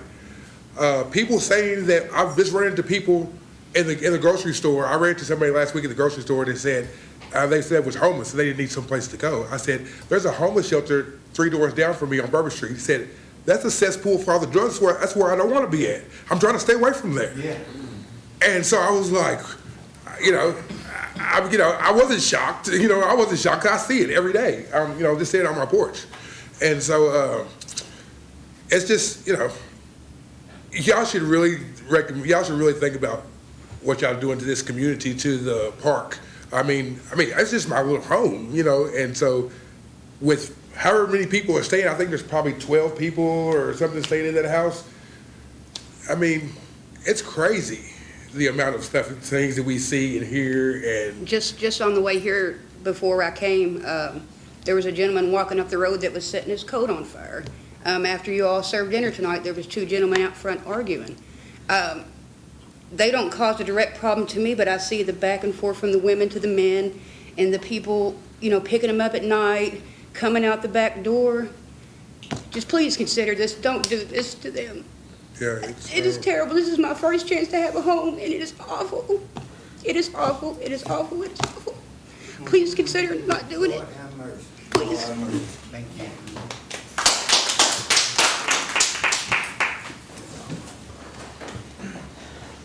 It's a long night, and there's a lot to address, and I appreciate everybody bringing their comments.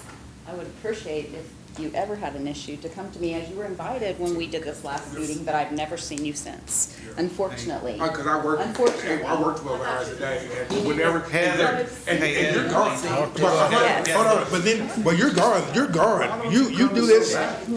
That's not true. Yes, you are, because you were at the hours. Turn, right? Isn't it my But you turn around and talk to me. Don't ask me no fucking question and then don't want me to answer.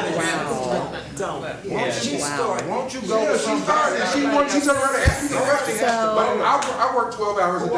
I don't have a chance to go down there. From now on, just address me. As soon as you're done talking, we're gonna vote. I apologize for that language. Yeah, well, I don't wanna keep doing this. So, obviously, everybody has very strong opinions about this. The matter at hand is, the building is for sale. We are asking for permission to relocate women and children from 2 Bourbon Street addresses to 318 Chambers. We are not going to mess with the integrity of the historic building. I'm a historic house homeowner. I respect that. I value that. There is valid opportunity, and a plan was given to planning and zoning, as they will attest, and was handed out, as one of the persons mentioned. I am on property 6 days a week, multiple hours a day, and sometimes 7 days a week. It depends on what the need is. I try not to do that. So I am very aware. I've been serving there as a volunteer for over 10 years. I served as a volunteer the entirety of 2023, full-time, 40 plus to 60 hours a week. There are all different kinds of people that become homeless. Sometimes it's drugs, sometimes it's mental illness, sometimes it is just sheer terrible luck, divorce, and sometimes it's domestic violence. But we do not primarily serve the domestic violent community, and so I am therefore not worried about people, the danger of pursuers. We do help them get EPOs if necessary. That is the rare exception. Elizabeth's Village exists for that purpose, as necessary in our town. We do not allow sex offenders to come on our property. We were made aware that the Ed Davis Learning Center is within the range of our property. We are not allowed to allow sex offenders on that property. We are not allowed to allow sex offenders, and they would not be allowed around a park. That's just the rules. They have to log in. We work closely with the Georgetown Police Department. They call and ask who is there. We tell them. It's just that simple. We are partners with our community, and, you know, the truth of it is just homelessness is messy. People become desperate, and we know what that feels like because that's how we're all feeling tonight. We feel desperate. We feel desperate to get the thing that we need, the thing that we want. And sometimes people justify their actions for the means of getting what they need. We're trying to alleviate that. We could just scrap it and say, you know what, this building is off, it's available to everybody but you, because of the proposition of bringing women and children into a different area across from a park where I guess the homeless children aren't allowed to play. That makes me sad, but that's not really why I'm here to express my emotion on it. I'm here to share the facts. The facts are that in Georgetown tonight, there are 200 students, not children, 5 years and older, that are living in hotels, on floors, in cars, in the Walmart parking lot, and all over. I have a letter from the schools right here supporting this work, and I'd be happy to read it if you'd like, or whatever, or I can just give it to you. The fact of the matter is homelessness is not going anywhere. Do you want me to read it, or what do you want? Yes? Go ahead. To Georgetown-Scott County Board of Adjustments from Julie Biddle, Homeless and Mental Health Coordinator, Scott County Schools, date July 5th, 2026. Subject statement in support of the Gathering Place Mission's conditional use permit. My name is Julie Biddle, and I serve as the Homeless and Mental Health Coordinator for Scott County Schools. I want to offer strong support of the conditional use permit for the Gathering Place Mission to establish an additional shelter facility. Our community is currently facing a critical housing challenge. As of today, Scott County Schools has identified over 200 students who qualify as homeless under the McKinney-Vento Act. These are not just statistics, these are children in our classrooms who do not have a stable place to sleep tonight. If not for the Gathering Place, we have numerous students who would be forced to sleep in cars, tents, etc. The Gathering Place Mission, under the leadership of Executive Director Heather Johnson, has been an indispensable partner in our efforts to support these students and their families. Not a week goes by that I do not reach out personally to Heather seeking assistance for Scott County students. Many of our families rely on the mission for emergency shelter, the offering of hot, nutritious meals, laundry services, and a pathway to stability. Heather Johnson and the Gathering Place Mission team are instrumental in stabilizing the lives of our most vulnerable residents, ensuring that our students have their most basic needs met so they can attend school and succeed. We cannot expect children to perform in school if they do not have the basic need of shelter met. I respectfully urge the board to approve this application to ensure no child in our community is left without a place to put their head at night. Thank you for your time and commitment to our community. And who was this on? This is Julie Biddle, and she's representing the schools, and she could not be here because she had a commitment with her own daughter tonight. I bring that up to say we have a problem despite where we house it. We can pick people up who are experiencing homelessness and drop them on the other side of town, but I don't understand how that helps. What helps is that they're central to the services that are offered to them. The free ride transportation, the Amen House, who helps and is a partner with us, the Gathering Place, which we do offer all of the services. We do drug tests, we do have IDs and social security cards that are gathered because we have to have those to get them in a house. Do you have a comment, Ms. Walters? No, I don't. If I had one, I would say it. Okay, I just Okay. wondered if No, I need to wait. I just heard people say they looked up, you're not drug testing, then you're saying you're drug testing. But I guess, Yeah. so we don't trust these criminal homeless people, but we believe what they say, but not what I say. So how does that work? Is it both sides? And so I just want to make that point that, I just want to make that point. Give me a couple more sentences. Yes, sir. I'm not listening. So, Yeah, because we've got to vote on this. yes, sir. okay? And let me So- remind you of something, like everybody here. This housing crisis and homelessness that we have here, it's been around here for quite some time. It has, and it's And it's much growing. bigger than this one issue. You're And I correct. will tell you too, what I've noticed tonight too, I've seen HOAs come and go and speak on when people come in there, and the difference tonight is that you got a community here. and you're much larger. And there's more of people here that are talking about this issue because it's serious to them. It means something to them. It's not just somebody coming and living there or doing that. And I know that you speak, I personally served down at Ed Davis Learning Center. I felt out with the backpack thing. That's a question I was gonna ask as well. No matter how much securities that we put into place, whenever there is an event that happens down there, particularly when they're on the court, when they're on, in front of the pavilion and things like that, no matter how many measures that the police take, that you take, and Ed Davis takes, and the Parks and Rec take, it's still not gonna cover everybody. You're You right. know, and I'm not saying that that's something against you, because nothing's against you. Besides that, where are these other emergency places? That's not just the gathering place's fault, right? Right. That's a city and county issue that we've been working on for quite some time. Yes. So I know that what they're speaking on tonight, even though it's coming straight to you, it's not against you. I know. I've actually served down there as well. I've been a pastor in this town since 2010. We planted my church and began serving down at Boston Park with Pastor Timmy and Yvelle, ministering to the children and picking children up in that neighborhood for a long, long time ago.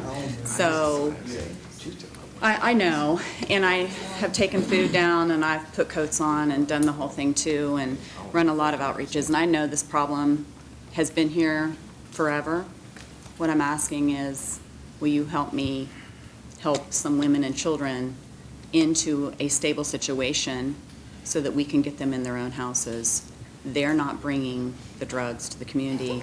They're not bringing the problems to the community. We do drug tests, we use a 16-panel test, and we also have a separate test that tests for synthetic marijuana called RIN. And so we do all of those things. We do have people that are mentally ill at times. We do have people that get in arguments because families get in arguments, and we have a group of strangers that live together. It happens. I could go on and on. So if You got guys are 30 or 40 tired. beds and you got 200 people, where does those 150 people go after you feed them? Where do they go? That is not just, we're not feeding all, that's not just homeless people that eat. Those are people that live in houses. You like to take the 200 people Yeah. and put them in Do you houses? have any questions? I'd be glad to answer your questions. I would just have, I mean, my page is full of notes of things that were said and they were presented as truth from people that have not sat in my shoes. And going there doesn't begin to do it. I went there as a volunteer for 10 years. There's way more to the story. There's way more to the story. May I say something? Heather, we got one more thing. May I say something? Most of us in this community, when she said that we have not stepped in her shoes, we have actually did the same thing she's doing, but not with the gathering place, but other community. Because December the 8th, I am Billy, but you see what I said? As a Christian, I'm not gonna brag about what I do. I'm gonna do it. We're just asking for this community to be saved. We're not saying that what she's doing is wrong. No. We're just saying it. But you said, I did this and this and this and this. Everybody here, we're the old school. We have done that. And you come out to our community and see what we see. I am in your community. I live around the corner. So don't get me wrong, but But it's just the thing what you is, just said. I appreciate that. And my comment was about you haven't sat in, you haven't been in my shoes at the gathering place. It's ridiculous. You're good. I think you said We're as much finished. as you can say. Apparently. I think you would say as much as you, because you're gonna get interrupted, and I need you. Apparently. Just go ahead. I'm gonna take that, and that's it. I'm not listening to anybody else. I'm gonna go ahead and talk. Okay? If you need to, it's okay, Jeremy. I Yeah. understand. I just wanted to say this. It amazes me how people come in here and talk about in some shoes. You know, I had a conversation one day. He was with me. We met with the police. And the police officer was talking about how people look at him as a racist because he put his uniform on. And I said, well, my uniform can't come off. The community I live in, I can't just get up and move. So why is it always okay to dump in our community? Why is it just okay to show up and say, oh, well, the building's for sale? Well, the building's deed restricted. Now, I mean, that may become a legal issue, right? But it's not just okay to decide to do something and not communicate with people. Nobody has to come find you. You're the one trying to do something where we live at. That's a lot of nerve. Nobody here is privileged.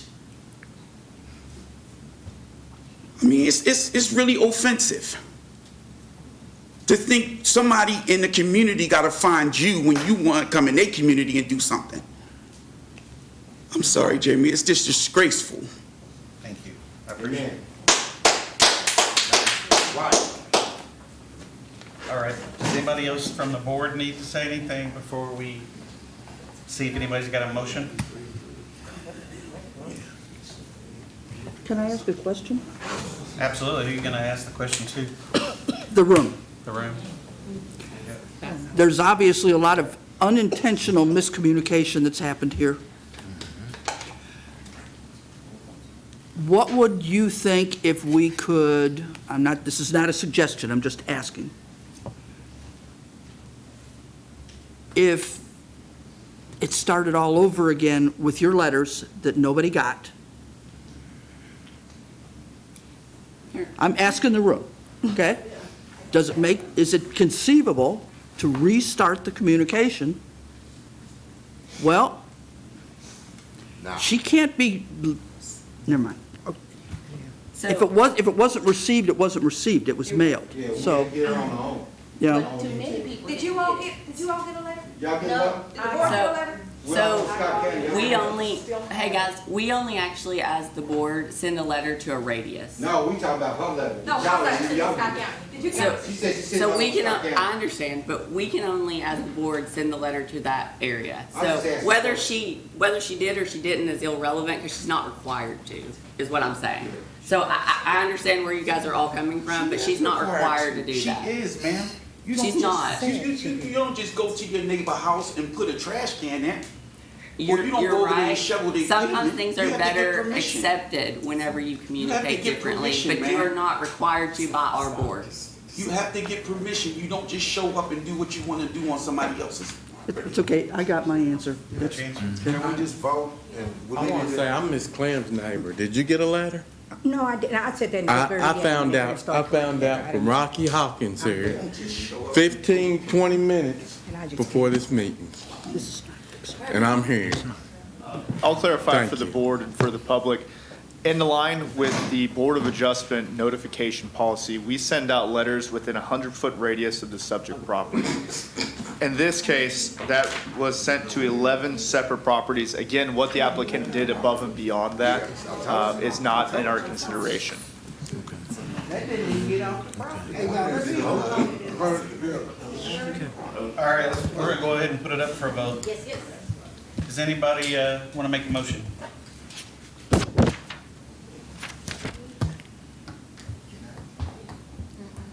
Can I make one? Yeah, I'm gonna make one.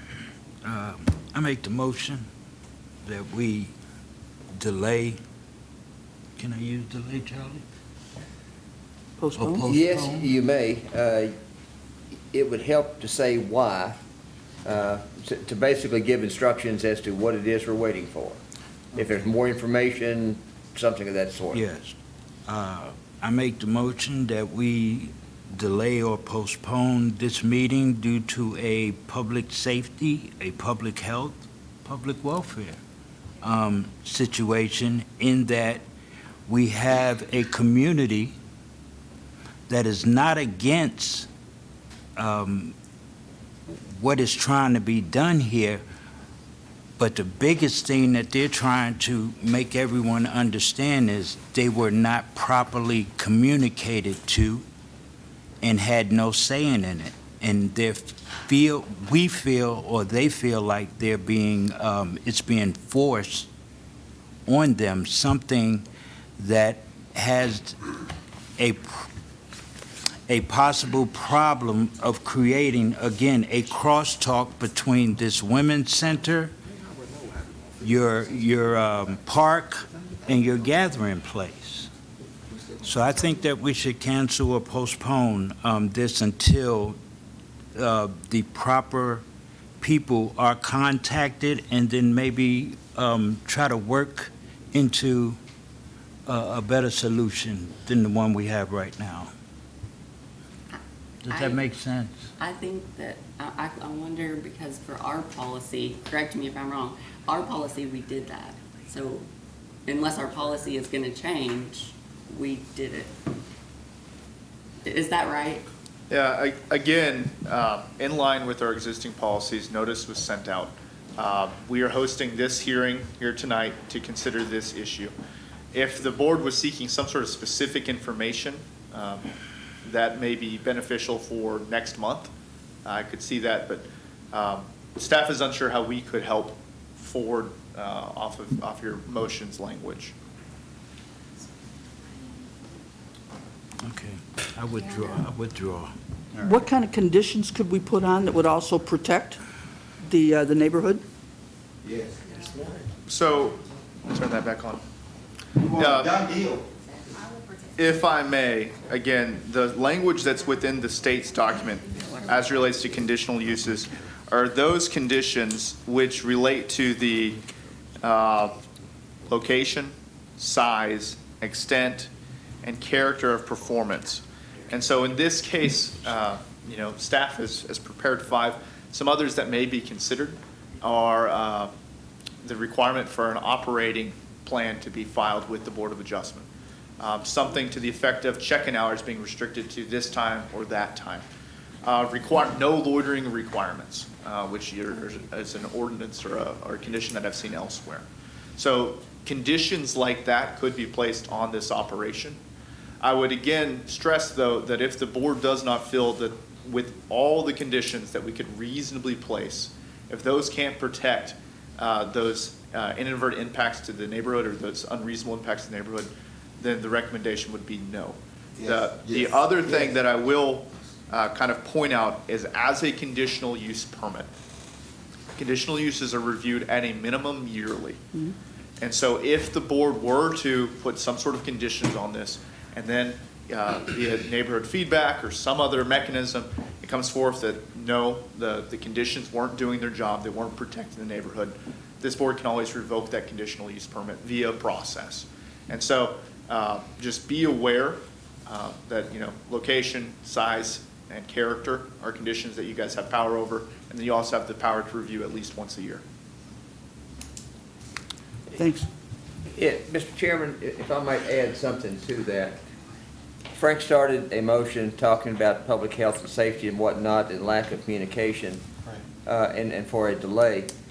One thing that delay might be geared toward would be for the applicant not just to testify as she's done tonight about some of the safety measures that they have in place, but to actually file a safety plan with staff, which can then be given to the board, and you all can actually take a look at that and say that's reasonable or that's not reasonable. But you'd have, and not that she didn't testify about that, but you got it in front of you, you can study it, you can think about it, it might just be a little more meaningful. And that would be something that a delay would justify, because that would add to the record of what you could consider. Did you officially withdraw them? Yes, I officially withdraw because of, Well, Amanda's shown you she can come back with more of them, so. Well, I'm gonna give us something else to think about. Yeah. I feel like even if we put all these conditions on it, plus we talk about this again, we pause it, we come back to this particular thing, I feel like it's gonna be another situation where letters might not get sent, communication might not be, it's not fair to either party in that type of situation. But I think we're not being clear on that. Our board did what we were supposed to on the letter. So I understand that you guys want more communication. No, I'm saying I'm ready to vote. Yeah. Oh, okay. I'm like, there's no, who else are we gonna send it to? Oh. So, I tell you, so, do you want to resubmit anything, or you want to hear what I have to say? All right, so, I make a motion to deny. If you could, please specify All right, the reasons for that. So, health, safety, and welfare. Yep. I second. And the main one is the character of the neighborhood. I second. And we got a second too. I have a second. If we could hold on a minute until I can make sure I get all your motion in, please. All right. Because I voted last time.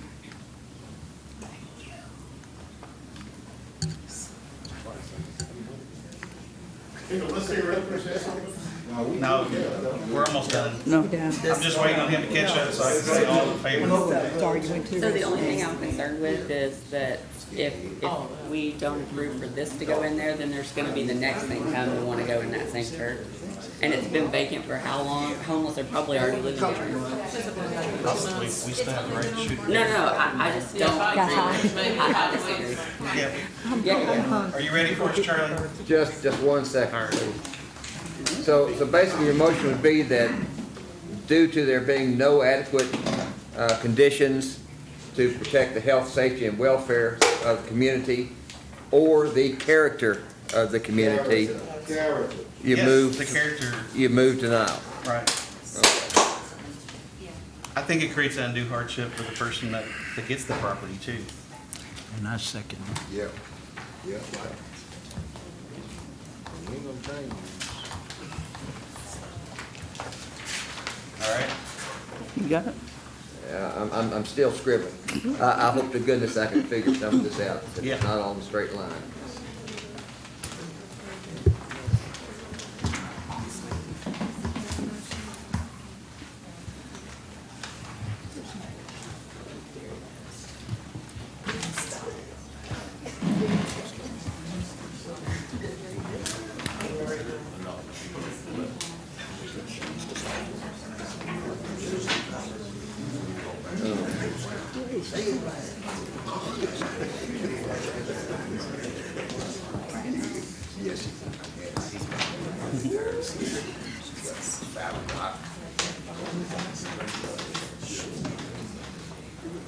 Okay, I think I got you.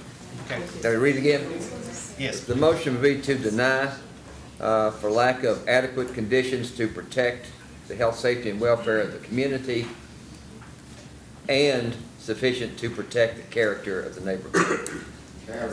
That's your motion? That's my motion. And Mr. Allen, second. All in favor, say aye. Any opposed? Amen. Amen.